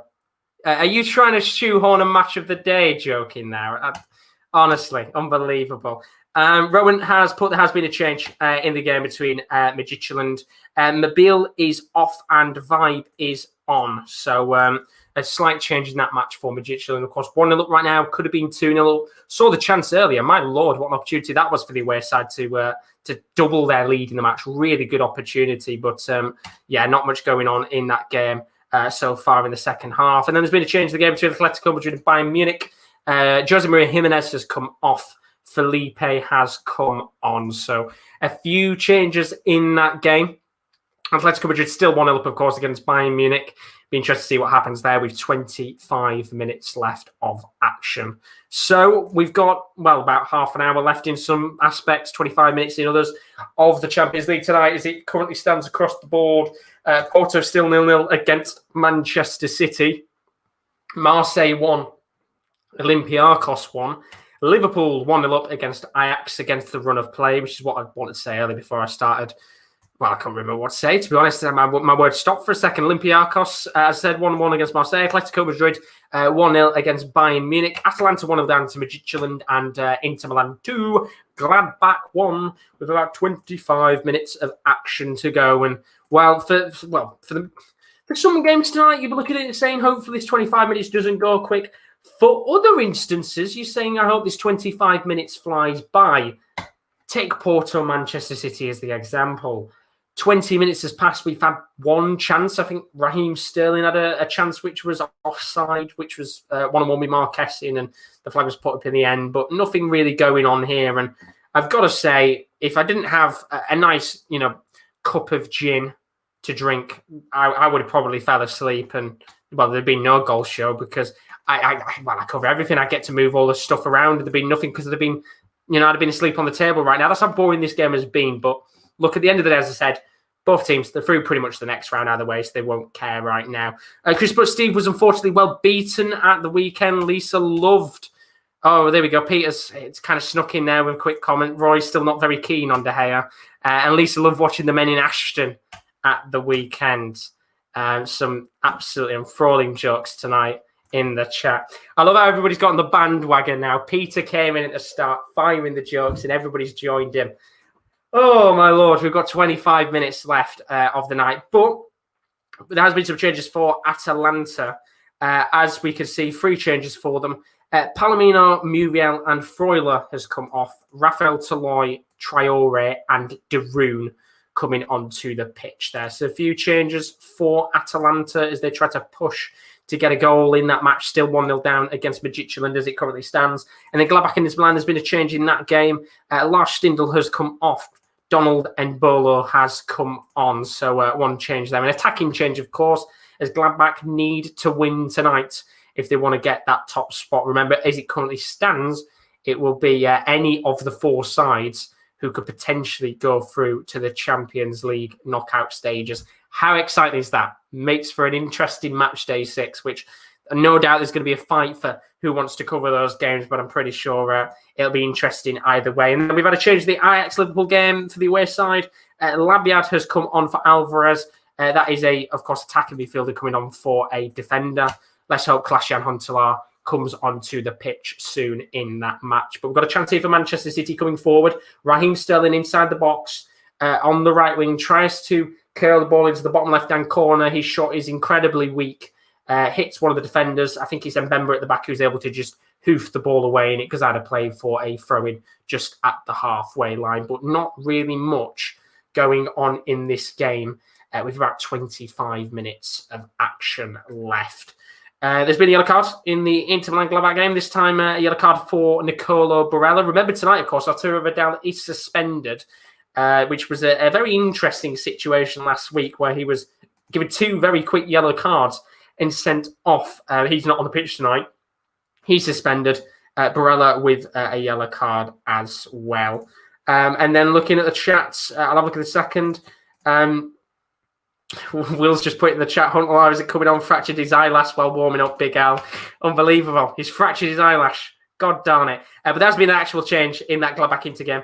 Lautaro has come off. Alexis Sanchez has come onto the pitch. So another change there. And an attacking change for Inter Milan. But if you have enjoyed the stream so far tonight, do leave a like, subscription as always. We do the goal show on the channel every single week. We've only got 1 week of the goal show left. The final match day, which will be live, of course, at 7:45. And we'll also be live tomorrow at 7:45 with the other Matchday 5 goal show, with the other groups, which includes the likes of PSG, Manchester United, Juventus, Barcelona. They're all playing big fixtures. So it'll be interesting to see what goes on in those matches tomorrow. But we've got 1 more week of Matchday action in the group stages. And then that's it. We've got no more Champions League football until February. But don't worry, because we will be covering the draw for the round of 16 in the Champions League and the round of 32 when that comes in about, I believe, 2 or 3 weeks' time. It's usually around the middle of December. Of course, it did very well on our channel before. It was kind of the one thing that spurred our subscribers and views up. So hopefully we'll be able to see a few more new faces in the stream as always. But big opportunities there with the sides finding out who they're going to face when we get to the round of 16 in a few weeks' time. But let's go over to KD because there's been a goal. Sorry, Kieran L, because there's been a goal in the game between Gladbach and Inter Milan. Who scored the goal? It's looking like game over, Josh. It's 3-1 to Inter Milan, and it's that man again, Romelu Lukaku, who has really took this game by the scruff of the neck in the second half. It's quite a simple goal, as I think it's Hakimi is freed down the right-hand side as he got in behind the left back, and then he squares the ball through the legs of the defender to Romelu Lukaku, who just has to put it either side of Jan Sommer, and that's exactly what he does. It's a simple goal for Inter Milan, and Mönchengladbach are on the heels in the second half. Interesting game indeed. Good to see Lukaku finally turn up for Inter Milan in the Champions League this season. 3-1. Looks like game, set, and match there. Going to make for an interesting match day form. And we've just had a chance in the game between Porto and Manchester City. Ruben Dias goal line clearance for Porto. Yeah, that's right. I did say goal line clearance from Ruben Dias. Ball was lofted into the box on the left wing from, I think it was Zinchenko. Sterling gets a slight touch on the ball to flick it towards goal. Ruben Dias, of course, he's gone to hit the ball into the back of the net, but because he's dived in too early, has actually cleared the ball off the line in favour of Porto. And for them, of course, it means that, quite interestingly, no goal, does go to the back of the net, and he's done a bit of defensive work there for Porto, so there'll be a bit of delight there for the Porto fans that, Ruben Dias has been doing work for them, of course, a former Benfica player as well. But we've got a penalty in the game between Marseille and Olympiacos. I'm going to talk about it in a second because we've got a change here for Manchester City. Gabriel Jesus is coming onto the pitch, but we've got a penalty for Marseille. Now, this is massive for the group because Marseille, for 5 match days now, have been pretty poor indeed. And this is a controversial one. This is a very, very controversial one, and I'm very shocked if this isn't checked by VAR. Now, this is a handball decision that's been given. Original shot was taken on by Rongier from about 25 yards out. It looks like, from what I've just seen, it's a handball that's been given on Holebas. Now, to me, it looks like it's outside of the box. Now, I don't know whether this is going to be checked by VAR. Payet stepping up, of course, he's got the ball, he's ready and waiting. To me, it looked like it was outside the box, but it looks like the penalty is going to stand either way here. Marseille have a chance to take the lead for the first time in the Champions League this season. Dimitri Payet steps up. The penalty will be taken. Can we have a goal? Payet steps up. Oh, it's a lovely penalty. He goes the same way as he did last time into the top right-hand corner. Just as we thought, Marseille were out of the Champions League. They are not done and dusted yet. They can't do what was done by Atalanta last season, but what they can do is still get themselves a Europa League spot, 2-1 to Marseille certainly a big opportunity in that game. But let's go over to Kieran L, because there has been a goal in his match between Gladbach and Inter Milan. Is it game on, Kieran? It is, but it might not be. I think this is offside, but Plea has the ball in the back of the net. Alexis Sanchez gets dispossessed in Inter Milan's half, and then he is through balls by Marcus Thuram, and Plea slots past Handanovic. But I'm pretty sure VAR will check it and see if he's offside. I've got a feeling he definitely is. Well, while you check that, I'll jump over to Rowan, because I believe there's been a goal in his game. So I'm going to go and check that and then tell us what happens with the decision there. So quickly, go over to Rowan. Let's bring Rowan in. Rowan, goal in your game? No goal. I put goal, I meant goal, but it should be 1-0. Ahmad Traore, the youngster, is moving to Manchester United in January. 1-on-1. Hansen makes the save. And then it's Duvan Zapata. Not an open net, but if he takes a touch and then shot, it could be a goal. He said he tries to go for it first time on the turn and blaze it over the crossbar. It was such a big opportunity for the youngster Traore to score and sort of write his name for Atalanta. But I'll let you go. Thank you very much, because we're going to go back to Kieran L now. Has it counted, or is it being disallowed? It got given, so clearly my eyes are effed. It was given, but then literally just at the other end from that kickoff, Inter Milan just had a shot. Literally, Ashley Young had an open net, and it flicked off the wrong side of his heel, and he cleared it for, as you said, for Ruben Dias. He's cleared it off the line for Inter Milan, which is absolutely unbelievable. As Sanchez tried to atone for his error, he got a great cross in. It flicked off a Gladbach leg before flicking off Young's leg and out of play. This is really, really livened up as Oscar Wendt is replaced by Wool. But the goal was given. I clearly can't see.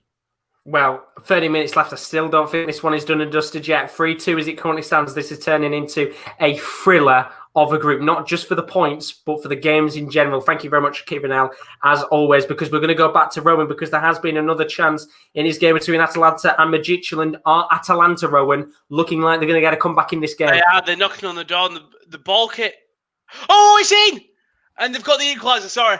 It was when I was talking, basically the first chance was Hattabau plays the ball in, and Traore misses the header. Cross comes in, and Traore has his shot saved by Hansen. The ball's recycled again by Atalanta. Again, Hattabau on the right plays the ball in, and it's Romero who stays up, just beats his man to the ball, heads it to the right. It's 1-1 here, but it's a lovely ball in by Hattabauer. And Romero jumps up high, lovely little header into the right, and 1-1. Midtjylland thought they had the 3 points. Draw now, and it's still looking more like Atalanta. It's a beautiful header from the centre-back. Yeah, as you said, the ball's lofted. It's a really lovely weighted ball. And Christian Romero, header from a centre-back. It's what you expect from a centre-back, don't you? Very good goal indeed. Thank you very much, Rowan, as always. 1-1 in that game. Atalanta with the comeback, which means for Ajax, it's massive news because, well, you'd assume they'll probably hear about that goal at some point tonight. They've got to try and get a result against Liverpool, whether it's a draw or a point, depending on what happens in the last 15 minutes of action.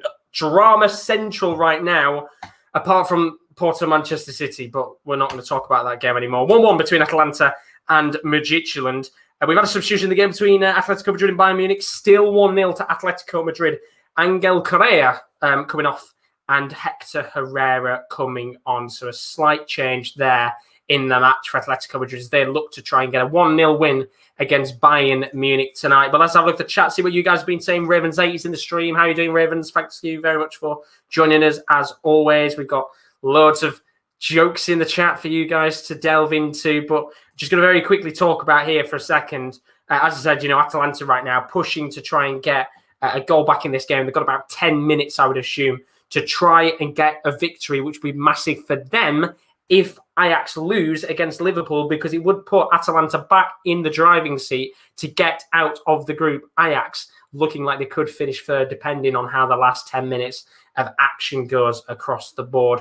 Marseille, we talked about a minute ago before all the goals went in. They're now 2-1 up. This could be the first chance for them to pick up points this season in the Champions League. They hadn't scored all season, and then 2 goals came at once. 2 penalties from Dimitri Payet into the right-hand corner. Both went into the back of the net. That's been a good game tonight. Marseille 2, Olympiacos 1. Marseille could get a Europa League spot, depending on their result in the last game that they have against, I believe, Manchester City. No pressure on them in that match. But 2-1 there to Marseille. A lot of work for them to do if they want to try and get that Europa League spot. And as I said, still 0-0 here between Porto and Manchester City.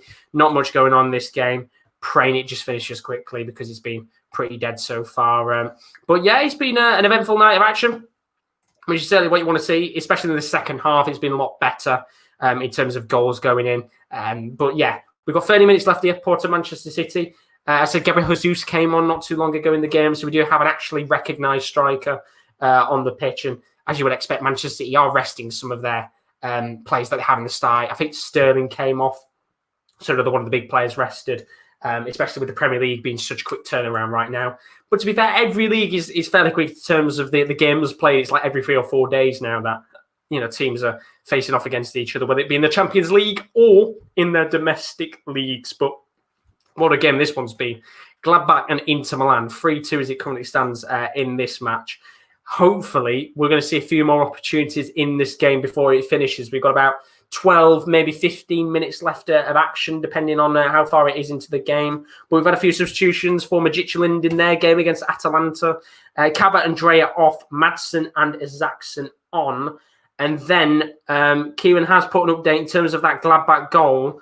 Player was onside for the original goal. Defender's shoulder had kept him on, hence why that goal has counted in the match. So Gladbach have got a glimmer of a chance of maybe getting a 3-3, maybe going on and winning it with about 10 minutes of action left. But we've had a good chance in this game between Porto and Manchester City. It was a ball lofted into the box by, I think it was Gabriel Jesus, of all people, on the left wing, lays it off to Bernardo Silva, tries to curl it into the back of the net. It's saved and it's gone out for a corner, which Phil Foden is going to take. The question is, can they get it? Well, I'm going to I can see him celebrating. Don't even type in the chat. There's been a goal in the Gladbach Inter Milan game. Question is, have Gladbach got a goal back or have Inter made it 4? Kieran L. It's 3-3, but again, I'm not sure whether it's going to count because Marcus Thuram is stood in an offside position, but he doesn't touch the ball as it comes in. It's beautiful play by Gladbach, great build-up, and Bolo goes past 2 or 3 before dispatching the ball to the right-hand side to Liner. His pulled back cross hits Alassane Plia. He takes one touch out of his feet and hits it across the keeper. And it's in an offside position, but he doesn't touch it just in front of the keeper, and it goes into the bottom right-hand corner. I think it's going to get given, Josh. Well, they're nervous times indeed. We'll find out what happens there because there's been a goal on there in this game between Porto and Manchester City. And, well, it's been a pretty dross game. Gabriel Jesus came onto the pitch. Long range effort, hit the bar, rebounded to Jesus. He tapped into the back of the net. Don't really care. 1-0 Man City. But has that goal counted? Well, this is the thing. We've got that little thing in the bottom left. As you say, we don't watch with audio. It says goal check currently under review. So I think it should get given. I don't think he's in too much of a position. He jumps out the way, but I got the offside wrong. So why don't we make it 2 out of 2 and get this one wrong as well? Well, let's find out. It's a big moment here because, well, it'd be an incredible comeback from Gladbach, but Inter Milan will be hoping this is disallowed. He's going to the monitor for a goal check. That's interesting because usually you think that's for fouls, not really for, goals, but he's going over to the monitor now. I don't know if you want to bring me back in or whatever you want. I don't know what you want to do. I'll bring you back because there's been a chance in the Liverpool game and we'll find out what's happened in that match. Still 3-3. Well, technically 3-3 could be, depending on what happens. The goal, by the way, for Manchester City, not that I'm not a Manchester City fan, it was actually a cross into the box that hit that Jesus headed, hit the bar, rebounded back to Jesus, went into the back of the net, and it's 1-0 to Manchester City in that match. Although this has been checked by VAR as well, so we'll see what happens here. We're going to go over to KD because there's been a penalty in the game between Atletico Madrid and Bayern Munich. Come to you in a moment, Will. Who's got the penalty? Kieran D. What a massive moment in this group. Bayern Munich have got a penalty. It's Thomas Muller, lovely bit of trickery in the box. And Felipe, who came on for the injured Jimenez, has just stuck a foot out and gifted Bayern Munich a way back into this game. Such a boring second half, I'm not going to lie. But Thomas Muller has got the chance to open this second place of this group wide open after Salzburg's win earlier tonight. We've got the moment of silence before Muller comes up and takes it. No, we haven't, because he's scored. It's 1-1. Great penalty by Muller, but now 5 minutes, and if Bayern Munich can get a winner, Josh, what a week 6 of this group we've got. Honestly, what a week 6 in general. Crazy so far. 1-1 Atletico Madrid, Bayern. Red Bull Salzburg fans praying that Bayern Munich can get a goal back in this game because I'm going to have to come back to you in a little bit, KD. There have been goals that been checked by VAR. The goal has been disallowed between Manchester City and Porto. I don't know what it's been disallowed for. I didn't really get to see it because there's also been a VAR review of the game between Gladbach and Inter. It's been disallowed, Kieran. What's going on? I don't believe it. He is about half a foot, half an actual foot, by the way, offside, and he gets out of the way. I guess the referee judges that it was in the eye line of the goalkeeper when he bounces away, but from my view, Handanovic could see round him, Bolo. It's not been given. The referee says offside, and Inter Milan have been massively let off. Yellow card for both managers, because both of them were kicking off, rightly so, because, you know, there's so much riding on this game. Unbelievable, Josh. Unbelievable. Unbelievable drama. I've got two of them wrong. This is why I'm not a ref. Incredible game so far. Still time for some drama with about under 10 minutes left. Thank you very much, Kieran, as always. Inter Milan 3, Gladbach 2. They thought they got it 3-3 and they haven't. Drama across the board. But we'll go over to Will now. He's been waiting a little bit of a while. We can go over to him. Liverpool still in the lead against Ajax. Who's had the chances? Will? 2 chances to Liverpool, and they should be out of sight, really. 2 massive chances. The first one is a fantastic play. They cut Ajax wide open. Wijnaldum plays it to Firmino, plays it to Henderson. Henderson to Salah. Salah back to Firmino. It's a fantastic passing play. And Firmino, he's about 7 yards out, and it's an unbelievable save from Onana. He gets down to his left-hand side really quickly, gets a hand to it, tips it onto the post, and it goes wide. And then another chance at Liverpool. It was Mohamed Salah who got him behind the Ajax defence, not for the first time tonight. And he's one-on-one on his left foot, and instead of hitting it with the inside of his foot, he tries to hit it with the outside of his foot, and it just flies wide. And again, he should have scored. Liverpool could have had two more goals here, 3-0 up, but only 1-0 up. 4 minutes to go. This game is not over yet. Ajax can still steal a point. But yeah, it's going to be an entertaining last few minutes here. Nervy indeed. Thank you very much, Will, as always. I was going to talk about a few things, but we'll go over to KD because there's a dangerous free kick here. Who is the free kick to, though, Kieran D? 1-1 in this match so far. It's for Atletico Madrid, and it's Thomas Lemar. I think this is going to be his first touch of the ball to either whip one in or try and have a shot on goal. It's a good position for a left footer here to curl it around the wall. Sané and Gnabry in the wall, the two in that wall, yeah. A little bit of grappling going on in the area there. But yeah, Atletico Madrid with 2 minutes of normal time left. If they can score here, surely that's the winner. But again, with like the penalty, we've got an awkward moment of silence before the free kick gets taken. The referee sorting a bit of scrapping out in that area, but massive chance for Atletico Madrid. I mean, Bayern Munich in the second half, they've not been that... Oh, it's hit the crossbar! Oof. What a chance. It's not even hit the crossbar. What am I on about? I think it might have just grazed the top of the bar. Mario Hermoso. It's a lovely delivery by Lemar. It's fantastic. And Hermoso gets up there, and it looks to me like it just clips the bar. I might need new glasses, but I just don't go anywhere near the bar. What am I on about? Still 1-1. Good chance for Atletico Madrid. Good chance indeed. And as you said yourself, of course, with the group right now, if it stays like this, Atletico on 6 points, Salzburg on 4, it will all come down to that last game between themselves. It would be a good match if it stays like this for the neutral, wouldn't it? Oh, I can't wait for that match. I hope it's on at 8 o'clock so we can do the watch long on it. Fingers crossed, drama across the board. Thank you very much, KD. As always, Atletico Madrid 1, Bayern Munich 1. Let's go over to Will because there's been a chance in this game between Liverpool and Ajax. Will did say that this game's not done and dusted yet. There's been another chance. Who is that chance to, Will? Oh, it's a massive save from Kelleher, the Liverpool goalkeeper. Ajax, another massive opportunity for them. And you never guess who's missed it. It's Klaas-Jan Huntelaar. You know, it's a fantastic ball into the area. Again, Liverpool are caught napping. It's a free header for Huntelaar. And Kelleher pulls off an incredible point-blank save, pushes it straight over the bar. And you give that chance to Huntelaar many times in the past, and he would have finished that. But Kelleher denies him with a brilliant save. Liverpool, they need to hang on here because 3 points here would be huge. I mean, they only need 1 point to qualify, but if you get 3 points, you've got a much better chance of winning the group, which makes it easy in the round of 16. So 2 minutes to go here. Liverpool need to hold on. Nervy times indeed in these last few minutes. Thank you very much. Well, as always, Liverpool 1, Ajax 0. We are into the 90th minute in some of these fixtures tonight. We've got 5 minutes of additional time in the game between Atalanta and Watchalong. Rowan's put 5 minutes added for some reason.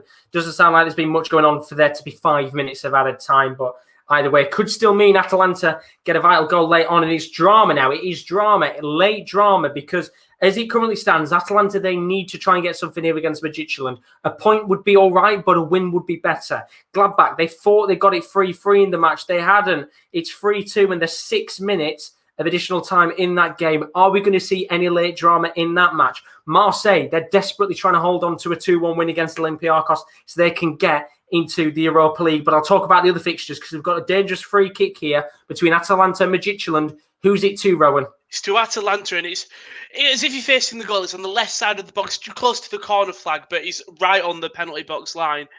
Ilicic is going to stand over it. This is make or break for Atalanta. They've already scored from one cross today. Can they do it to go 2-1? Hansen's just commanded his wall. The thing is, Midtjylland will feel really devastated with this. They've actually played a real nice game. Ilicic chips it in, and it's cleared away by Schultz, but it's still in the box. It's still around the danger area. It's not cleared. Atalanta has still got it in play. Ilicic is running all the way through, and the game will slow down there. Great defender from Midtjylland.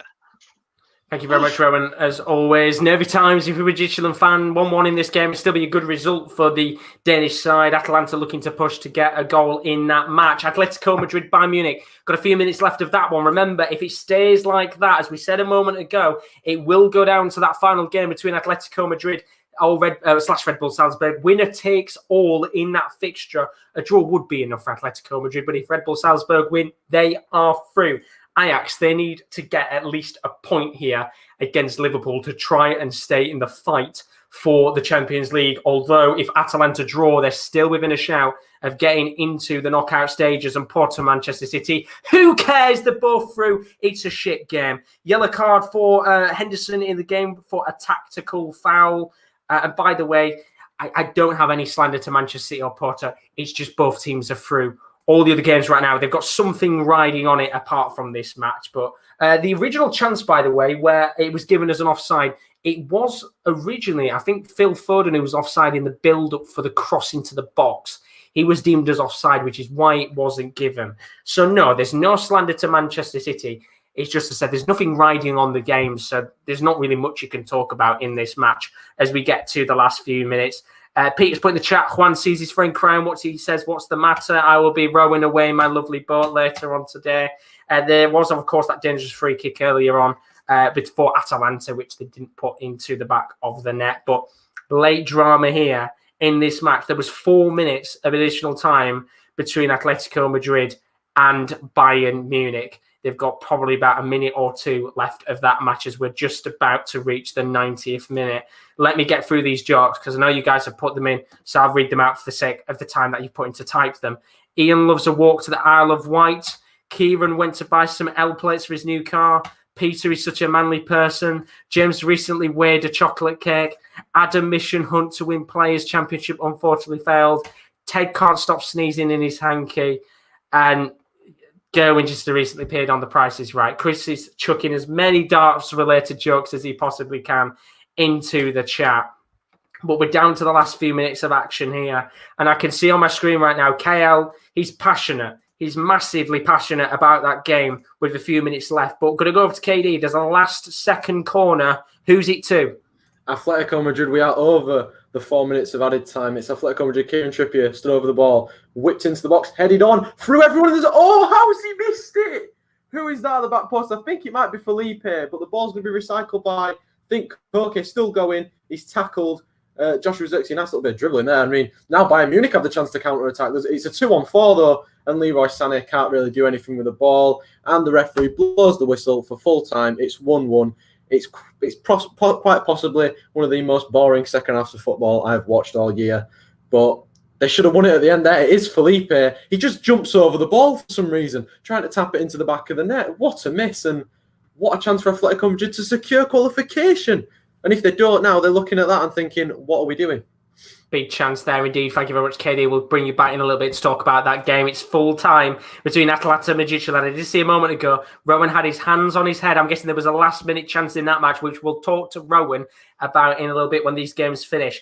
We're down to the last minute of the match between Gladbach and Inter. There is passion right now from Kieran, frustration on his face. I believe Gladbach probably cocking up a few opportunities later on. Full time between Liverpool and Ajax. Big win for Liverpool tonight. They are through to the knockout stages, but Ajax did not make it easy for them. Credit to Ajax, but they have got a lot of pressure on themselves now because Atalanta and Ajax will be, well, it's going to be a fight between those two sides for that spot in the last round, in the next round of the Champions League. I believe Atalanta faces Ajax in that next round. Should be a very good match indeed. Kieran's put refs a melt. That's all right now. He's not happy with the referee's decisions as we get to the last couple of minutes of this game between Porto and Manchester City. There has been an additional 5 minutes added on here. We've got 3 minutes of additional time left. Still 0-0 between Porto and Manchester City. And as I said earlier, Manchester City did have the ball into the back of the net. Gabriel Jesus with a ball that was crossed into the box, and he originally hit the bar. It rebounded back to him. He put it into the back of the net, but ultimately it was given as an offside. I think it was Phil Foden on the left wing who initially put the cross in, was offside in the build-up to the goal.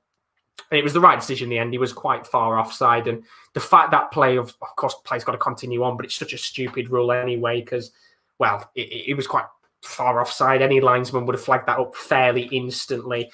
Full time in the game between Gladbach and Inter Milan. Gladbach have lost to Inter. We'll talk to Kieran in a moment because that group is looking feisty as we go into the last match day in that group, which means the only game left now is Manchester City and Porto. We've got about 1 minute and 40 seconds left of action here. Porto, they're pushing numbers forward. They think they can win this game late on. And to be honest, it's what I said at the start of the match. Go for it. On a night like this when Manchester City haven't looked good, just go for it. Go and get a victory. And then you go to the top of the group. You're both through anyway. But, they always say, finish top of the group. There's a lot of big clubs that you'll avoid in the Champions League knockout stages. And, let's be real. Porto, they're not the side of old. They're nowhere near as good as the side of old. As I said, the last time that these two sides faced off was in 2012, where it was a case where they've got the likes of, I think it was, Hulk was there, João Moutinho, James Rodriguez, big stars of today in the yesteryear. They haven't got that now. But there could be a chance here for Manchester City to come forward. Long ball lofted from Ruben Diaz, lands all the way out of play and for a goal kick. And with 50 seconds left here, I think this is going to be a 0-0 draw, which it kind of, to be honest, had a 0-0 draw written all over it. If we're being kind of real, it's been a pretty dead game in terms of enjoyment and chances. I think I said that Gabriel Jesus one only really being the one big opportunity of the night. But 30 seconds left here. Full time across the rest of the games tonight. Marseille with a massive victory against Olympiacos, 2-1, 2 penalties, 2 goals for Payet, and it gives the French side belief of making the Europa League knockout stages. Liverpool with a good win against Ajax tonight. Atletico Madrid dropping points to Bayern Munich again. Not a good result tonight for Atletico Madrid. Bayern Munich, they weren't at their best, but they've picked up a point indeed. Same for Watchalong. They have frustrated Atalanta tonight. We'll talk to Rowan about that in a little moment. And then what a game this one was. Inter Milan 3, Gladbach 2, game of the night by a country mile as the referee blows his whistle for Porto, Manchester City. And a game that had 0-0 written all over it ends 0-0. Porto through to the next round of the Champions League after Olympiacos lose to Marseille. Of course, Pep Guardiola probably doesn't really care about this game tonight. It was just one of those where he's got to play it and get it out of the way. So that is it. Full time across the board. I've talked about all those games a moment ago. It was a dramatic night of action. Without further ado, let's go through the boys and talk through the matches. And I think we've got to start off with what was the game of the night and what is the group of the tournament so far. Gladbach 2, Inter Milan 3. And Kieren, I saw it those last 5 minutes. The guys watching it, they can't see the passion that you were bringing. But ultimately, tonight, Gladbach lose, Inter Milan win. Milan had to win tonight. They've got exactly what they needed. Yeah, they'd got exactly what they needed because they could have been eliminated had that goal at the end been given. A little bit of luck on the side because of the decision. It's one of them that goes either way on the night. But overall, I think they were arguably the better team in the game and deserved the 3 points. It does make this group extremely tasty, Josh. I feel you tempted fate when you said that's what the neutrals wanted. As a, of course, neutral, it wasn't the favourable result tonight, but a very good game. And that final match week, everything rides on that, and it's an unbelievable set of fixtures. It is an absolutely incredible set of fixtures, and we'll talk about the games coming up next week on who faces who. In terms of the stats tonight, it was a thrilling match. Of course, 2 goals for Play, 2 goals for Lukaku, and a goal for Darmian. 10 shots, 5 on target for Gladbach. 15 shots, 4 on target for Inter Milan. 54% possession for Gladbach, 46% possession for Inter Milan. When you look at it, Gladbach tonight, they'll be incredibly frustrated because, as I said earlier in the show, they have been on top of the group for pretty much the majority of all 5 match days. Yet now they could still not go through to the next round. They have an ace up their sleeve in goal. I know it goes off head to head, but in terms of, I think it might also go off, like, for example, if Inter Milan then knock them out. Luckily, if it goes to goal difference, though, Mönchengladbach are sorted because they've got a +9, so they're fine. But on head to head, it really does leave it all up in the air. They could have won the game tonight. They had moments where at least could have got a point. But in terms of the chances they had, Handanovic played very well, but just not enough on the night. I think Inter Milan were far more clinical with the opportunities that were on target, and that's what a world-class striker like Romelu Lukaku brings. Certainly, indeed. It is going to be an incredibly tasty group to look at when it all comes to a close next week. Very excited indeed. Of course, I'll look at the groups in a little moment, but good result tonight for Inter Milan. Fantastic game to watch. Inter Milan 3, Gladbach 2. Thank you very much, KL, as always. What a game of football that was to watch for the neutral. Let's go on to the next game now. Atalanta Midtjylland. This was a very good match indeed for Midtjylland tonight. Atalanta, they looked like, Rowan, they were going to come back into this game. But ultimately, Midtjylland, although they're out of the Champions League, a very well-respected point for them. Yeah, they played well. They did. Atalanta looked like they had it won in the final 20 seconds. You saw me. It was Ruggiero crosses the ball, and it was Romero again in the box, but he headed it over. But Midtjylland played well. I don't think the stats will show it. They fought and they showed resiliency where in points of the game, Atalanta walked over them. But it makes next week so much more interesting. It does indeed. Atalanta 19 shots, 8 on target. Midtjylland 11 shots, 4 on target. Only 32% possession for Midtjylland tonight compared to Atalanta's 68. But at the end of the day, all you can do now for Midtjylland is try and frustrate clubs. And they've done exactly that tonight to Atalanta. Yeah, they took it to a draw, and there were points where it looked like Midtjylland would win it on like 30% possession. Kaba, Mabil, a lot of the key influential players in that side having chances just couldn't have that finished product. Whereas Atalanta, they were getting frustrated at points. You saw it a lot with Hattbauer. The cross that Romero put in, they tried like 7 times before, and Schultz and James was strong at the back until the goal in from Romero, and then they just soaked up the pressure and soaked up until that final whistle went. Very unlucky indeed for Atalanta. Great result tonight for Midtjylland. 1-1 in the end. Thank you very much, Rowan, as always. Because we'll go over to the other game in the group now, which was Liverpool-Ajax. You know, we said at half-time, Will, in this fixture, for Liverpool, it probably wasn't the best way in terms of how the first half went, in terms of sitting back and trying to get a result.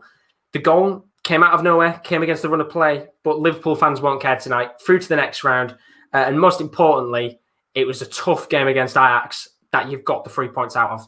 Yeah, it's a massive win for Liverpool. They needed this because, obviously they got the draw against Brighton at the weekend, which they probably felt hard done by. They got that terrible result last week against Atalanta where it was a 2-0 loss at home. So this result was needed for Liverpool. And although in the first half they started very well, Ajax, I think, dominated the majority of the first half. And even the second half, Ajax had a lot of chances. But Liverpool, they got the win. That's all that matters. There's never a bad win. There's no such thing as a bad win. And that's what they've got tonight. And they can finally, go into that final game against Midtjylland, and they can play a full set of kids if they want, because they know that they're through, and that is a meaningless game. So, Klopp, he's not been happy with how the schedule has been. Well, you can literally play that as a nothing game now because you've got the big 3 points tonight and you've done your job. Absolutely. Big result tonight for Liverpool indeed. 50 shots, 5 on target for Liverpool. 11 shots, 4 on target for Ajax. 43% possession for Liverpool. 57% for Ajax. A good result tonight indeed. And you've got to say, in terms of the actual goal itself, it was a pretty poor mistake that Ajax will be looking at and thinking that could cost us a potential Champions League knockout spot.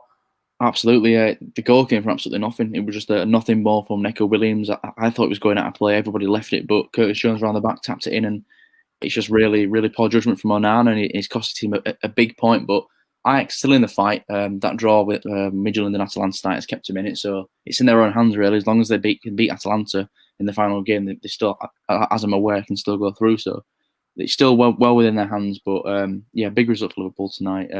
Ajax, it was. They put up a great fight, but Liverpool got the 3 points, and I'm sure they'll be very, very happy. It's a very good result indeed. Thank you very much. Well, as always, Liverpool 1, Ajax 0. Good result tonight. Chris has put in the chat, Callagher, Neco Williams and Jones are standout players tonight. Absolutely buzzing with that result, Chris. No doubt you will be. Let's go on to the next game. Now, this group is even more interested as well because, of course, tonight we said Atletico Madrid, they had to go out there and get a victory against Bayern Munich if they wanted to go through to the next round. Although they've got the advantage, Kieran D, in terms of the points, it now means after tonight's result, it's winner takes all between Atletico Madrid and Red Bull Salzburg. In terms of tonight's performance, they looked pretty dominant in the first half. You said, of course, yourself, the second half was a bit more quiet. What do Atletico Madrid have to do here? Because right now they're looking very nervous indeed in the Champions League. We saw how Salzburg dealt with the threat of Bayern Munich, the strongest team of Bayern Munich. 2 times they could have probably got something from the champions of Europe. And I mean, it needs to be better for Atletico Madrid next week. Diego Simeone is a style of football where he wanted to go 1-0 up and then shut up shop, like a typical Diego Simeone performance. And there was aspects of that tonight, but it just didn't quite come off for him. I mean, the penalty was a moment of brilliance from Thomas Muller and a silly, lazy leg from Felipe, who missed the glorious chance at the end of the game to put Atletico Madrid through. But I mean, the second half was below par from both teams. Bayern Munich were below par all night. I mean, that shows a real lack of quality in depth for them. I know there were a lot of young kids out there inexperienced, but there is a real lack of depth for them if they can't perform in the big games where they'll need them. But I mean, Bayern Munich, it was a nothing game for them. They're already through, and that means that Atletico Madrid Salzburg is such a massive game next week, and I can't wait to watch it. It's indeed going to be a very good game for sure. 13 shots, 3 on target for Atletico Madrid, 6 shots, 2 on target for Bayern Munich, 55% possession for Bayern Munich, 45% for Atletico Madrid. And of course, you said a moment ago they didn't look on par tonight, and a pretty poor performance from the German champions. But even then, to still get a point tonight, missing Neuer, missing Lewandowski, a couple of other players missing as well. I think Kimmich wasn't in there tonight. The youngsters, although it wasn't the best performance, have still done very well to go out there and get a point against Atletico Madrid. Yeah. There's no hiding from the fact that the point is a good result. It'll have been positive words from Niko Kovac at full time, but I think they could have won the game. I'm not going to lie. There were aspects and moments in the game, especially the last 5 minutes, absolutely all over Atletico Madrid. Apart from that chance at the end for Atletico Madrid, I mean, I just think for Bayern Munich, it's the if Lewandowski isn't there, who can score our goals? Do you know what I mean? Because I know you love Choupo-Moting, but he just wasn't. He had about 10 touches of the ball all night. I'm not going to lie. Lewandowski is the best striker in the world. You can't replace him. Well, unfortunately, maybe it's just the poor lack of opportunities being fed to Choupo-Moting. But you are right, indeed. Lewandowski, a quality player on his day. And when you miss him, you're not going to get as many goals. But tonight for Bayern Munich, even without him, they've still got a 1-1 draw against Atletico Madrid. A very good result for the Germans. Not a good result for the Spanish side, of course, because they'll face Salzburg in a winner-takes-all fixture. Thank you very much, KD. As always, bring you back in a second. 2 more games to talk about on the night. Marseille, Olympiacos, have said Marseille tonight getting a 2-1 victory against Olympiacos. It's their first 3 points of the season, and also it was their first goals in the Champions League this season as well. 2 penalties for Dimitri Payet. They dominated the game for a large spell. They had 54% possession to Olympiacos, 46. They had 12 shots, 5 on target in comparison to Olympiacos, 7 shots, 2 on target.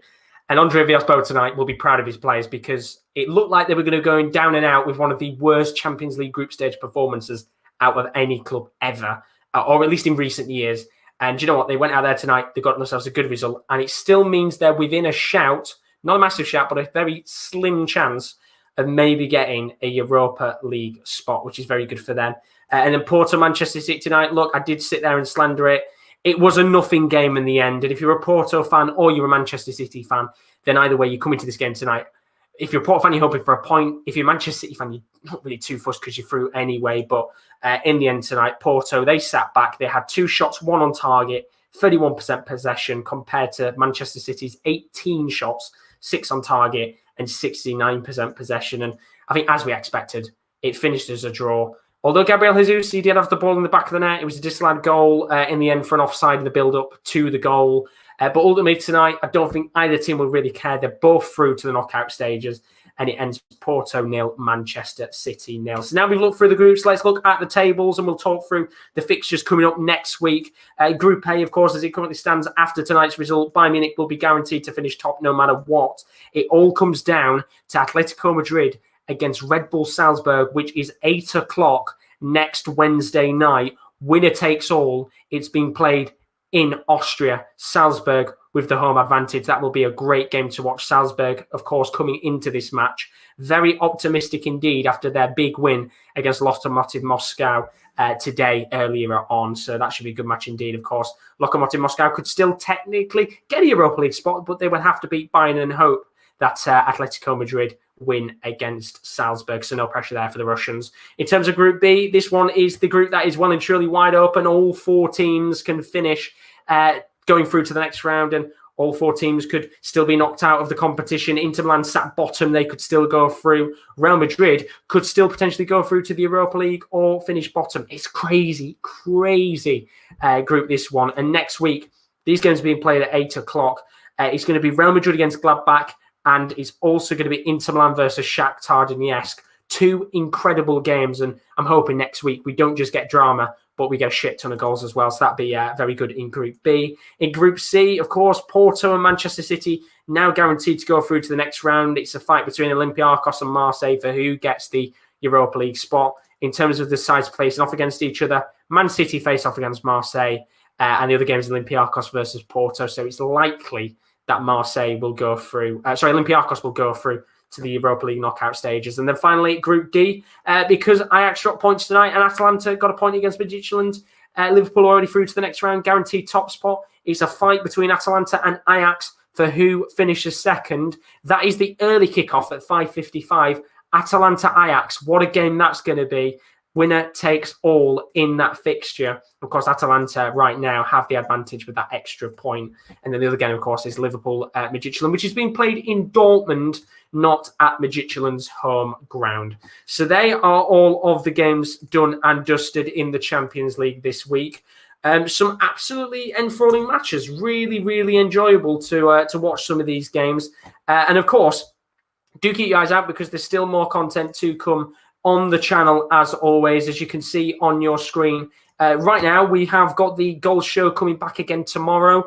It includes the likes of Manchester United and Juventus, not facing off against each other, but against different teams. We're live from 7:45, and then what a weekend of watch-along action. Saturday, 3 p.m, I'll be live with a La Liga watch-along of Sevilla versus Real Madrid. Then straight afterwards, Kieran, and Rowan, they'll be live at 5:15 with Bayern Munich coming up against RB Leipzig. And then Sunday, it's the big one in the Premier League. It's the North London derby, Tottenham against a struggling Arsenal, live from 4:15 with the match on Sunday. But let's bring the boys in very quickly. And, well, lads, it was a fairly eventful night of Champions League action. If you were watching Gladbach Inter, of course, that was a big game. And looking at the groups now, we were kind of saying last week it was going to be it was looking a bit of a shame because a lot of the groups were looking nearly done and dusted. But with how results have panned out tonight, we've still got 2 or 3 groups that are going to be determined on the final day. Do we think it's going to be a dramatic match day 6? No doubt. Absolutely. I think it's a shame, as you said, Will, that one of them's on at 5:55 because I think a Goal Show for that group would have been lovely. But sadly, it's on at 5:55. It's a shame indeed, you know. It's all, of course, it's always been like the Ukrainian games, hasn't it? That's been on, and well, we've got Atalanta and Ajax facing off against each other at 5:55. Why that's been picked for that time, I've got no idea. Of course, I think it's to make sure that both teams in that specific group are playing at the exact same time. But hopefully, we get goals next week. Should be a very, very interesting end to the Champions League next week. That'll be on Wednesday night for those fixtures, and then the other games on Tuesday for the ones that are being played tomorrow. But as for now, that is the action done on the night. The other two games I forgot to talk about very quickly, of course. Red Bull Salzburg 3-1 win against Lokomotiv Moscow earlier on, and Shakhtar with a 2-0 win against Real Madrid. God knows what's going to happen in that group. But as for now, thank you very much as always, Will, Rowan, Kieran, and KD. Thank you very much as always. Thank you very much. Keep your eyes out for more content on the channel.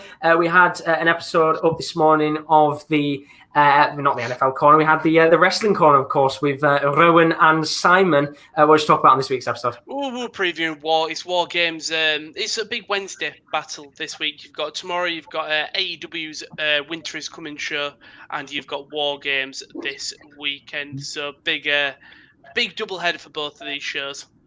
Keep your eyes out on that as always. The video is up on the channel now, and then of course we've got all those watch-alongs coming up at the weekend. Keep your eyes out for them, indeed. But as for now, thank you very much as always. Hope you have a fantastic morning, afternoon, or evening wherever you are. And I'm going to leave you with Gio from Peter. Peter was on his crouch watching the Liverpool Ajax game. Keep them coming, Peter.